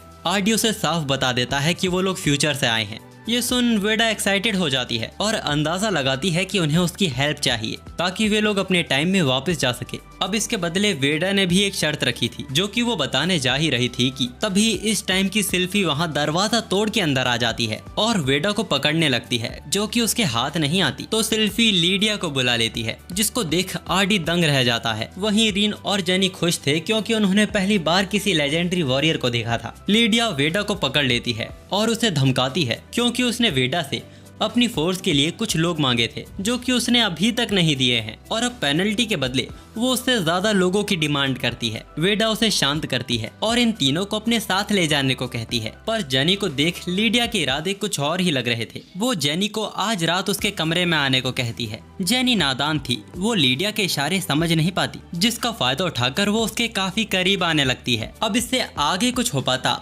आर्डी उन्हें अलग कर देता है। इस वजह से लीडिया गुस्सा हो जाती है क्योंकि वो उसके रोमांस के बीच आ रहा है। अब आर्डी की जबान कैची जैसी तेज चलती देख लीडिया उसे फाइट के लिए चैलेंज कर देती है, जिसको आर्डी एक्सेप्ट भी करता है। अब उन दोनों के बीच फाइट शुरू होती है और आर्डी उसके हर एक पंच को इजीली ब्लॉक कर पा रहा था। तो लीडिया चालाकी दिखाती है और आर्डी की आंखों में मिट्टी डाल देती है, जिस कारण आर्डी कुछ देख नहीं पाता और लीडिया उसके एक लात और एक पावरफुल पंच मारती है, जो कि इतना ताकतवर था कि आर्डी एक चट्टान से जाके टकराता है। ये देख आर्डी इम्प्रेस हो जाता है कि लीडिया बिल्कुल नहीं बदली। आर्डी उठकर उसे पंच मारने जाता है, पर लीडिया बचकर उसके ही घूसा मार देती है। लेकिन आर्डी भी अपने आप को संभाल कर उसको एक लात खींच के मारता है, जिसके बाद दोनों ही एक दूसरे को पंच मारने लगते हैं और उनकी ये फाइट शाम तक चलती जाती है, जिसके आखिर में उनकी थकान ही उन्हें रोकती है। अब लेटे लेटे लीडिया आर्डी से बोलती है कि वो ताकतवर है और आर्डी कहता है कि वो पहले से कमजोर हो गई है। फिर वो दोनों एक दूसरे की ऑमलेट जैसी शक्ल का मजाक उड़ाने लगते हैं। अब जब आर्डी वहाँ से जा रहा था, तभी लीडिया उससे पूछती है उसके जैसा पावरफुल व्यक्ति वेडा के अंडर काम क्यों कर रहा है। वो समझती है कि उसके ये डिसीजन का कोई कारण होगा, फिर भी वो उसे उसकी फोर्स ज्वाइन करने को कहती है क्योंकि आर्डी जैसे काबिल योद्धा की जगह फ्रंट लाइन पर है। आर्डी मान जाता है, लेकिन वो बारबाडोस से मिलने की शर्त भी रखता है। लीडिया को इससे कोई दिक्कत नहीं थी, पर पहले आर्डी को उनका भरोसा जीतना होगा और लीडिया आर्डी का सिर सहलाकर वहां से चली जाती है और आर्डी वहीं खड़ा होकर कहीं खो गया था। दूसरी तरफ जेनी नहा रही थी, तभी वहाँ लीडिया आती है जो जेनी को छेड़ने लगती है। ये लोग लीडिया के महल में थे जहाँ आर्डी कुछ सोच रहा था। तभी लीडिया की सेवक लातिमा वहाँ आती है। वो कहती है कि आप लोग लीडिया के खास दोस्त हैं, तो आप बिना कोई परेशानी के यहाँ रह सकते हैं। आर्डी को अब गिल्टी फील होने लगता है क्योंकि उसने लीडिया को पंच किया था और जबकि वो उसके साथ कितनी अच्छी है। तभी वहाँ उसे जेनी की अजीब आवाजें सुनाई देने लगती है, जिसके बाद आर्डी का माइंडसेट वापस लीडिया के लिए बदल जाता है। खैर इसके बाद हमें बैटलफील्ड का सीन दिखाया जाता है जहां आर्डी Jenny Reen medical equipment force में थे, यानी फ्रंट लाइन से काफी दूर, जिसका मतलब है कि उन पे हमला होने का खतरा काफी कम रहेगा। वैसे आर्डी याद करता है कि ये वही वक्त है जब आर्डी अपनी आर्मी को बढ़ा रहा था। लीडिया दुश्मनों के काफी महलों को तबाह कर देती है और इस बैटल में उनका ज्यादा नुकसान नहीं होता। लीडिया अपनी फोर्स के साथ जंग शुरू कर देती है, जिसमें सिल्फी सभी का बहादुरी से सामना कर रही थी। यहाँ वेडा की फोर्स का काम था घायल सिपाहियों को मेडिकल ट्रीटमेंट देना और वेडा की रिसर्च के लिए चीजों को इकट्ठा करना, जिसमें जेनी और रीन उनकी हेल्प कर रहे थे। तभी अचानक वहाँ बिजली गिरने लगती है। ये काम दुश्मनों के जनरल बलगन का था। आर्डी को अब एहसास होता है कि ये जगह उतनी भी सेफ नहीं जितना उसने सोचा था, पर अभी उसके पास मौका है बारबाडोस को इम्प्रेस करने का। यहाँ लीडिया और सिल्फी दुश्मनों के मेन किले तक पहुँच गई थी, पर अब तक उन पे सामने से हमला नहीं हुआ था। तभी एक सिपाही लीडिया को आकर बताता है कि वेडा की सेना पर बलगन ने अपनी सेना के साथ हमला कर दिया है और वहीं हम देखते हैं कि आर्डी ने अपने स्पेल से बलगन की भुर्जी बना दी है, जो देख सिल्फी और लीडिया को भी यकीन नहीं होता। आर्डी कहता है कि वो कोई खास ताकतवर नहीं था। अब इस इंसिडेंट के बाद लीडिया वाकई आर्डी से इम्प्रेस हो गई थी और अब वो उसे बारबाडोस से मिलवाने ले जा रही है। जेनी और रीन बारबाडोस के बनाए कैसल की खूबसूरती देख उसकी तारीफें कर रही थी, जो सुन आर्डी का सीना चौड़ा हो जाता है। आखिर उसने ही तो ये अपनी पसंद से बनवाया था। तभी सिल्फी कहती है कि कुछ खास नहीं है, इससे अच्छा तो लीडिया का महल है, जो सुन आर्डी का मुंह बन जाता है। तभी अचानक उन पे हमला होता है, जिसको आर्डी प्रोटेक्शन वॉल से ब्लॉक कर देता है। ये हमला एल्बार्डो ने किया था, जो बारबाडोस के 4 जनरल में से एक है और एल्बार्डो बस आर्डी की क्षमता को आजमा रहा था। पर उसका ये तरीका लीडिया को पसंद नहीं आता। तभी वहाँ वारोडोस आते हैं, जिनका चार्म देखकर तो जेनी उन पर फिसल ही गई थी। वारोडोस एल्बार्डो की हरकतों पर उसे डांटता है और उसे धमकाते हुए कहता है कि उसे इन लोगों से कुछ अकेले में बात करनी है, जिसके बाद एल्बार्डो तुरंत वहाँ से गायब हो जाता है। यह आज पहली बार था जब आरडी अपने आप को ही देखकर जेलस हो रहा था। तभी लड़कियां वारोडोस को डीमन लॉर्ड कहकर उसकी तारीफ करने लगती हैं, जो सुन वारोडोस कंफ्यूज हो जाता है। आरडी बात को संभालता है और उन दोनों की तरफ से माफी मांगता है कि ये दोनों बेचारे उसे डीमन लॉर्ड समझ रहे हैं। असल में इस टाइमलाइन में कोई और ही डीमन लॉर्ड है। और ये देख आरडी भी सोच में पड़ गया था कि अगर वो डीमन लॉर्ड नहीं है तो डीमन लॉर्ड है कौन। वो ये सारी बात वेडा के साथ डिस्कस करते हैं। वेडा को लगता है कि उन दोनों की हिस्ट्री एक दूसरे से अलग है। अब आरडी के आगे गॉड की कही वो सारी बातें साफ होने लगती हैं कि गॉड ने उसे इस टाइमलाइन में खुद को मारने के लिए नहीं, डीमन लॉर्ड को मारने के लिए कहा है, और यही तरीका है जिससे वो अपने टाइम में वापस जा सकते हैं। पर सवाल उठता है कि वो है कौन, कहाँ है, और वो लोग उसे पहचानेंगे कैसे। जेनी को लगता है कि उन्हें वारोडोस से मदद लेनी चाहिए, पर वेडा का कहना था कि उन्हें वारोडोस से कोई मदद नहीं मिलेगी, क्योंकि आज से 3 साल पहले जब कोई अनजान शख्स अचानक सामने आया था और वे लोग उसका मकसद भी नहीं जानते थे। वारोडोस तक उसके सामने टिक नहीं पाए थे। शायद वही वो डीमन लॉर्ड है जिसको ये लोग ढूंढ रहे हैं। जेनी कहती है कि उन्हें अपनी सिचुएशन के बारे में उन्हें किंग को यानी वारोडोस को बता देना चाहिए, शायद इससे वो उनकी हेल्प करने के लिए तैयार हो जाए। आरडी को भी ये बात ठीक लगती है, पर उससे पहले उन्हें किंग का भरोसा जीतना होगा। तभी भगे भगे लीडिया वहाँ आती है और आरडी समझ गया था कि वक्त आ गया है। लीडिया थोड़ी हैरान थी कि आरडी उसके एक कहने पर ही आ गया। शायद वो समझ भी गई थी कि आरडी वारोडोस को इम्प्रेस करना चाहता है। वैसे वो आरडी के डिसीजन को अप्रिशिएट करती है कि उसने रीन और जेनी को वहीं छोड़ के अच्छा फैसला लिया, क्योंकि आज उनका सामना कर्स किंग मोल्वियस से होने वाला है। आरडी ये नाम सुनकर कांप जाता है। सिल्फी बताती है कि मेल्वियस बहुत ताकतवर है। जैसे मेज को 7 रैंक्स में बांटा गया है, उसी तरह डीमंस को भी 7 रैंक्स में डिवाइड किया गया है, जिसमें मेल्वियस सबसे टॉप पर आता है। असल में मेल्वियस ही वो था जिसकी वजह से आरडी को अपने पिछले जन्म में अपने हाथों से लीडिया को मारना पड़ा था। तभी लीडिया आरडी से पूछती है कि वो घबराया हुआ लग रहा है। आरडी कहता है कि वो ये नाम सुनकर हिल गया था। वैसे लीडिया को भी कुछ गलत होने का एहसास हो रहा था। तभी उनके सामने मेल्वियस की स्केलेटन सेना आ जाती है। सिल्फी जोश में उनको मारने तो जा रही थी, पर आरडी अपने एक स्पेल से ही पूरी सेना को एक ही बार में खत्म कर देता है। वो मन में कहता है कि वो हिस्ट्री को वापस रिपीट नहीं होने देगा। तभी उन लोगों को कई सारे लोगों की जलने की आवाजें आती हैं। जब वो लोग अंदर जाते हैं तो वो देखते हैं कि मोल्वियस की डीमन सेना आग में झुलस रही थी। वे लोग कुछ समझ पाते तभी सामने से मोल्वियस की गर्दन उनके कदमों में आके गिरती है। अंदर से लोहे का कवच पहने हुए एक शख्स बाहर आता है जिसने मोल्वियस को मारा था। असल में यही इस दुनिया का डीमन लॉर्ड है जिसका मकसद इस दुनिया को खत्म करना है। वो वारोडोस के साथ जंग का ऐलान कर देता है, जिसको लीडिया एक्सेप्ट भी करती है। इसके बाद हमें महल का सीन दिखाया जाता है जहां ये लोग डीमन लॉर्ड और वॉर के ऊपर डिसीजंस ले रहे थे। तभी कुछ लोग इन तीनों को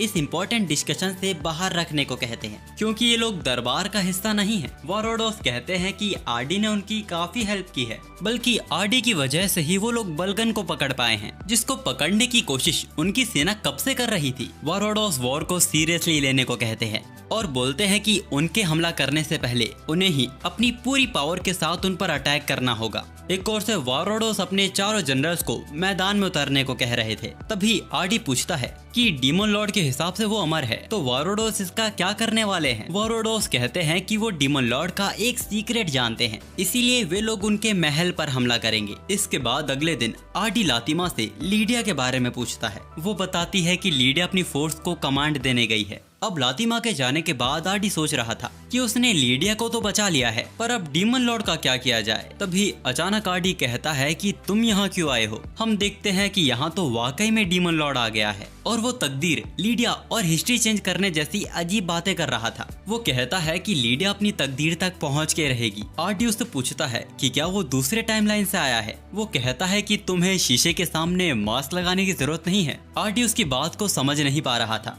तो वो अपने मुकुट को उतार देता है और हम देखते हैं कि वो भी आरडी ही है, मगर किसी और टाइमलाइन से। आरडी उसे पूछता है कि वो यहाँ कैसे आया। वो बताता है कि जिस तरह आरडी इस टाइम में आया है उसी तरह गॉड ने भी उसे इस टाइम में भेजा था, वो भी एक मिशन के साथ। पर ब्लैक आरडी का बस एक ही मकसद है वो है लीडिया को बचाना। और अगर आरडी भी लीडिया को बचाना चाहता है तो वो उसका साथ दे। अब ब्लैक आरडी का साथ देने से पहले आरडी को 2 सवालों के जवाब चाहिए थे, जिसमें वो पहला सवाल ये करता है कि क्या उसने ये सब वारोडोस को बताया है।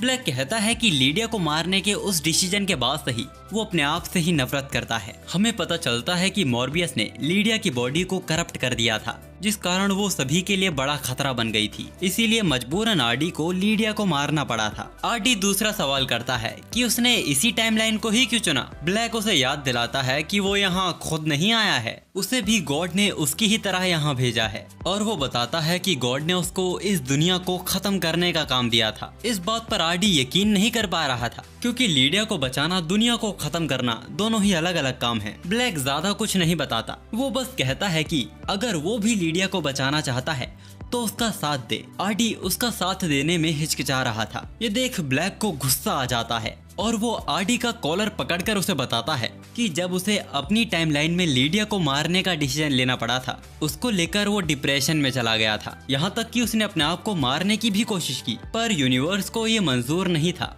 और उसका पुनर्जन्म आरडी के रूप में हो गया। लेकिन अब तक उसने लीडिया को बचाने की उम्मीद नहीं छोड़ी है। वो उसे बचाने के लिए हर हद को पार कर देगा। अब उसकी बातें सुनने के बाद आरडी उसका साथ देने को तैयार हो ही गया था, पर अचानक उसे लीडिया की आवाज आती है और वो फिर रुक जाता है। ये देख ब्लैक उसे कुछ वक्त का टाइम देता है और बैटल से पहले उसे पहाड़ी के पीछे मिलने को कहता है, जिसके बाद वो वहाँ से गायब हो जाता है। इसके बाद जब लातिमा आरडी को ब्रेकफास्ट के लिए लेके जा रही थी, तब आरडी लातिमा से पूछता है अगर उसे अपनी जान देकर लीडिया को बचाना पड़े तो वो क्या करेगी। लातिमा लीडिया के साथ काफी वक्त से है और लीडिया ने उसके लिए काफी कुछ किया भी है, तो अगर उसे मौका मिले तो वो अपनी जान देकर भी लीडिया को बचाएगी। ब्रेकफास्ट के दौरान आरडी का लटका चेहरा देख रिन और जेनी परेशान हो जाते हैं, लेकिन तभी लीडिया आरडी को अपने साथ मार्केट ले आती है और अपनी हरकतों से बाज नहीं आती और बाजार में लड़कियां छेड़ने लगती है। वो आरडी को भी लड़कियों के साथ एंजॉय करने को कहती है, पर आरडी मना कर उसकी बेइज्जती करता है, जिसको सुन लीडिया गुस्सा हो जाती है और दोनों के बीच घूंसेबारी शुरू हो जाती है। और जब वो लोग थक कर लेट जाते हैं, तब हमें पता चलता है कि लीडिया ने ये सब जानबूझ के किया था ताकि आरडी का मूड अच्छा हो सके। आरडी लीडिया से एक सवाल करता है कि अगर उसे अपने किसी चाहने वाले को बचाने के लिए सब कुछ खत्म करना पड़े तब वो क्या करेगी। इसका जवाब देने के लिए लीडिया उसे अपने साथ एक जगह लेकर आती है जहां उसने अपनी जिंदगी का सबसे बड़ा पाप किया था। तभी उस खंडर जगह से कई सारी डीमन स्पिरिट बाहर आने लगती हैं और लीडिया को कोसने लगती है, क्योंकि उसने ही उनके पूरे गांव को तबाह किया था, जो सुन आरडी को बुरा लगता है। लीडिया आरडी को बताती है कि ये भी कभी खुशहाल डीमंस का गांव हुआ करता था, पर वॉर के चलते उन्हें जमीन पे कब्जा करना पड़ा। यहाँ के रक्षकों को मारना काफी आसान था। उन्होंने कब्जा तो यहाँ पे कर लिया, पर यहाँ पे रहने वाले मामूली डीमंस नागरिक, उन्होंने उनकी बात नहीं मानी और रात के अंधेरे में उन पे अटैक करने लगे, जिस कारण मजबूरी में आकर उन्हें सभी को मारना पड़ा, जिसके लिए लीडिया आज तक अपने आप को माफ नहीं कर पाई है। वो आरडी को ये भी बताती है कि उसे बैटल फील्ड में शहीद होना है। अगर उसकी मौत होगी तो वो ऐसी मौत चाहती है। और बात रही आरडी के सवाल की, तो वो नहीं चाहती कि कोई भी उसे बचाने के लिए अपना कोई कुर्बान हो, जिसके आगे आरडी कुछ कह ही नहीं पाता। लीडिया आरडी से प्रॉमिस लेती है कि जब उसका इस दुनिया को छोड़ने का वक्त आएगा तब आरडी उसमें इंटरफेयर नहीं करेगा, जिसको सुन आरडी की आंखों में आंसू आ जाते हैं। इसके बाद जब वे लोग वापस अपने घर आते हैं तो रिन और जेनी गुस्से में वहां खड़ी थी। तब उन दोनों को खुश करने के लिए लीडिया उन दोनों को हेयर पिन्स देती है। अब इसके बाद सीन कट होकर सीधा डीमन लॉर्ड के खिलाफ वॉर का आ जाता है। यहाँ वारोडोस के चारों जनरल अपनी पूरी ताकत से डीमन लॉर्ड की बड़ी सेना को खत्म करने की कोशिश कर रहे थे, तो वहीं दूसरी तरफ आरडी ब्लैक आरडी से उसकी कहीं जगह पर मिलने गया था, जहाँ वो उसे साफ मना कर देता है कि वो उसका साथ नहीं देगा। ये सुनकर वो काफी गुस्सा हो जाता है और आरडी के ऊपर हमला कर देता है। आरडी भी उससे बचकर उस पर अटैक करता है, लेकिन उसे कुछ हुआ नहीं था। आरडी उसे कांच के गोले में कैद करने की कोशिश भी करता है, लेकिन वो उससे भी आजाद हो जाता है और आरडी से पूछता है कि उसे कैसे शक नहीं हुआ कि उसने उसे यहीं क्यों बुलाया है। अचानक आरडी की बत्ती जलती है और उसे रियलाइज होता है। वहीं दूसरी तरफ आरडी ने जेनी और रिन को महल में अकेला ही छोड़ दिया था। तभी वहाँ पर लातिमा आती है, जो कि बताती है कि आरडी ने उन दोनों को अपने पास बुलाया है। ये सुन वो दोनों खुश हो जाते हैं। वे लोग भागते हुए जंगल के रास्ते आरडी के पास जा रहे थे। रास्ते में लातिमा उन्हें बताती है कि आरडी ने उसे जेनी और रीन को डीमन लॉर्ड के महल पहुंचाने को कहा है, क्योंकि आरडी को लगता है कि डीमन लॉर्ड ने अपनी बॉडी और सोल को सेपरेशन टेक्निक से अलग कर दिया है और किसी जीवित चीज को मारने के लिए उसकी बॉडी और सोल पर दोनों पे हमला करना होता है। मगर इस केस में डीमन लॉर्ड की बॉडी उसके सोल से अलग है, यानी इस वक्त उसे कोई नहीं मार सकता। अगर दूसरे शब्दों में कहा जाए तो इस वक्त वो इमोर्टल बीइंग बन गया है। लेकिन इस तकनीक की कुछ खामियां भी हैं, जो लातिमा उन्हें बताती है कि इसमें सोल को बॉडी से ज्यादा दूर नहीं रखा जा सकता, और दूसरा कि अगर उसी चीज को तबाह कर दिया जाए जिसमें सोल को कैद किया गया है तो उसी पल से वो शख्स अमर नहीं रहेगा, यानी उसको मारा जा सकता है। आरडी को लगता है कि ब्लैक ने अपनी सोल को महल में ही कहीं छिपाया होगा। उसको ढूंढकर तबाह करने का काम उसने रिन और जेनी को दिया है। लातिमा उन दोनों को एक खुफिया रास्ते से लेके जा रही थी जो सीधा महल तक जाता है। आरडी का दिया इतना बड़ा काम करने में रिन को घबराहट हो रही थी, तो जेनी उसकी बॉडी को टच करके बोलती है कि अगर आरडी को पता चलेगा कि वक्त आने पर वो लोग कमजोर पड़ गए थे तो आरडी को कैसा लगेगा। ये सुन रिन जोश में आ जाती है और वे लोग निकल पड़ते हैं डीमन लॉर्ड की सोल को तबाह करने के लिए। मगर तभी उन लोगों पर डीमंस का हमला होता है, जिससे लातिमा उन दोनों को बचा लेती है और दोनों को जल्दी महल जाने को कहती है। थोड़ी देर बाद वे दोनों उस क्रिस्टल तक पहुंच गए थे और उसको तबाह करने ही वाले थे, पर अचानक उन दोनों के नीचे एक स्पेल कास्ट होता है और वे लोग एक लकड़ी के पिलर से बंध जाते हैं। और इसके पीछे जो था वो असल में लातिमा थी, और ये सब ब्लैक अपने मैजिक के जरिए आरडी को दिखा रहा था। वो उसे धमकी देता है कि अगर वो इन दोनों को बचाना चाहता है तो वो उसका साथ दे। आरडी शुरू में तो घबरा गया था, लेकिन वो जल्दी समझ जाता है कि ब्लैक इन दोनों को कोई नुकसान नहीं पहुंचा सकता, क्योंकि जिस तरह आरडी ने रीन और जेनी के साथ अच्छा वक्त बिताया है, वैसे ही अपने टाइमलाइन में ब्लैक का भी इन दोनों के साथ अच्छा बॉन्ड रहा होगा। भले ही गुस्से में ब्लैक को ये एक्सेप्ट करना पड़ता है, पर वो ये भी कहता है कि वो भले ही इन दोनों को नुकसान नहीं पहुंचा पाएगा, लेकिन जल्द ही वारोडोस की सेना महल पहुंच जाएगी, जिसके बाद वे लोग उनके साथ क्या करेंगे वो खुद नहीं जानता। इसीलिए वो उसे एक आखिरी मौका और देता है। अगर वो लड़कियों को बचाना चाहता है तो वो उसके मकसद में उसका साथ दे। यहाँ हमें पता चलता है कि लीडिया को बचाने के लिए लातिमा ने ब्लैक का साथ दिया है, जो कि उसने कहा भी था, पर वो लड़कियां उससे भी तेज निकलती हैं और स्पिरिट मैजिकल सर्कल से अपने आप को आजाद कर लेती हैं। पर लातिमा को इससे कोई फर्क नहीं पड़ता। वो इनका सामना करने के लिए कई सारे डीमंस को समन कर लेती है। जेनी और रीन भी लड़ने के लिए तैयार थे, पर अचानक वहाँ लीडिया पहुँच जाती है, जो कि इन इयरिंग्स की वजह से यहाँ पहुँची है, जो उसने लीडिया और रीन को दिया था। अब यहाँ उसे लातिमा की गद्दारी के बारे में भी पता चल गया था, जो कि बेचारी उसको ही बचाने के लिए ये सब कर रही थी। लीडिया उसको मार के बेहोश कर देती है, जिसके बाद वो वहाँ समन किए गए सभी डीमंस को मारने लगती है और आखिर में उस क्रिस्टल को भी तोड़ दिया जाता है, जिस कारण ब्लैक को दर्द होता है। पर न जाने दूसरी तरफ वारोडोस को क्यों दर्द हुआ था। वैसे अब तक आरडी भी इस चीज का अंदाजा लगा चुका था कि ब्लैक लीडिया को बचाने के पीछे जिद लगाए इसीलिए पड़ा है, क्योंकि वो अब तक अपने लिए डिसीजन के लिए अपने आप को माफ नहीं कर पाया है और उस गिल्ट से ही बचने के लिए वो लीडिया को बचाना चाहता है। और ब्लैक भी ये समझ चुका था कि आरडी उसका साथ नहीं देगा, इसीलिए अब वो दोनों अपनी मेन फॉर्म में आकर एक दूसरे से लड़ने लगते हैं। फ्लैशबैक में हमें पता चलता है कि वारोडोस ने एक बार लीडिया से डीमंस के साथ जमीन शेयर करने की बात कही थी, जिसके लिए लीडिया नहीं मानती। उसे नहीं लगता था कि इंसान और डीमंस एक ही जमीन पर एक साथ रह सकते हैं, जिस कारण उन दोनों के बीच बहस भी हो गई थी। और आखिर में नतीजा निकलता है कि वारोडोस ने कह दिया था लीडिया जो चाहे अपनी सेना के साथ कर सकती है, पर वारोडोस उसका साथ नहीं देगा, जिसे सुनकर लीडिया दुखी होकर वहाँ से चली जाती है, जो देख वारोडोस को भी बुरा लगता है। पर अब वो अपनी बात को वापस भी तो नहीं ले सकता था। और यहाँ उसी जमीन की बात हो रही थी जिसके बारे में लीडिया ने आरडी को बताया था। तो वहीं आरडी और ब्लैक के बीच अब तक लड़ाई चल रही थी। यहाँ ब्लैक अपने ऊपर के ही गुस्से की वजह से आरडी के ऊपर भारी पड़ता जा रहा था, लगभग उसने उसे मार ही दिया था। तभी लीडिया की सोल वहाँ आती है, जिसने ब्लैक की सोर्ड को पकड़ लिया था। आरडी समझ जाता है कि अगर उसने ब्लैक की सोर्ड को तबाह कर दिया तो ब्लैक को भी हराया जा सकता है, और वो वैसा ही करता है, जिसके बाद ब्लैक कमजोर होकर अपने घुटनों पर आ गया था। लेकिन लीडिया को बचाने की उसकी जिद अब तक गई नहीं थी। वो आरडी को बहलाने के लिए लीडिया के साथ बिताए उनके पल उसे याद दिलाने लगता है। पर हम जानते हैं कि आरडी अब पीछे नहीं हट सकता, क्योंकि वो लीडिया के डिसीजन की रिस्पेक्ट करता है। पर ब्लैक बात को समझ ही नहीं रहा था, जिस कारण अंत में आरडी को उसे मारना ही पड़ता है। ब्लैक मरने से पहले आरडी से कहता है कि आरडी अपने फैसले पे जरूर पछताएगा। अब ब्लैक के अंत के बाद उनका भी वापस जाने का वक्त हो गया था और लीडिया ने भी इस चीज का अंदाजा लगा लिया था कि ये लोग फ्यूचर से आए थे। वो उनके जाने से पहले उनसे पूछती है, क्या फ्यूचर की लाइफ पीसफुल है?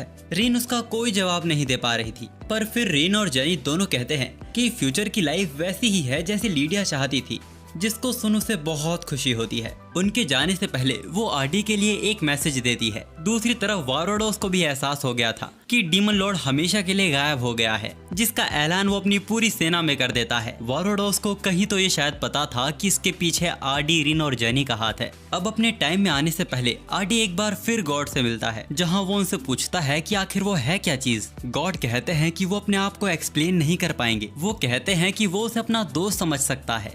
आरडी कहता है कि भले ही वो उसके दोस्त हो, पर लेकिन वो उनसे फिर कभी नहीं मिलना चाहेगा, और गॉड भी यही कहकर वहां से गायब हो जाते हैं। जिसके बाद ये तीनों वापस अपने टाइमलाइन में आ गए थे और बाकी सब के लिए ये बस यहाँ सो रहे थे। हम देखते हैं कि उनकी गाड़ी उसी डीमंस के गांव आई थी, जिसके बारे में हमें लीडिया से पता चला था। तभी रिन आरडी को लीडिया का दिया मैसेज उसे बताती है। उसने कहा था कि कुछ भी हो जाए वे लोग हमेशा दोस्त रहेंगे। उसका ये मैसेज सुन वापस आरडी उदास हो जाता है। तभी लीडिया की सोल उसे धक्का देकर उसे आगे बढ़ने का, उसे लाइफ को जीने को कहती है, और शायद इस बार लीडिया की सोल हमेशा के लिए गायब हो गई थी। आरडी भी अपने रिग्रेट को एक्सेप्ट करता है और अपनी लाइफ में आगे बढ़ जाता है।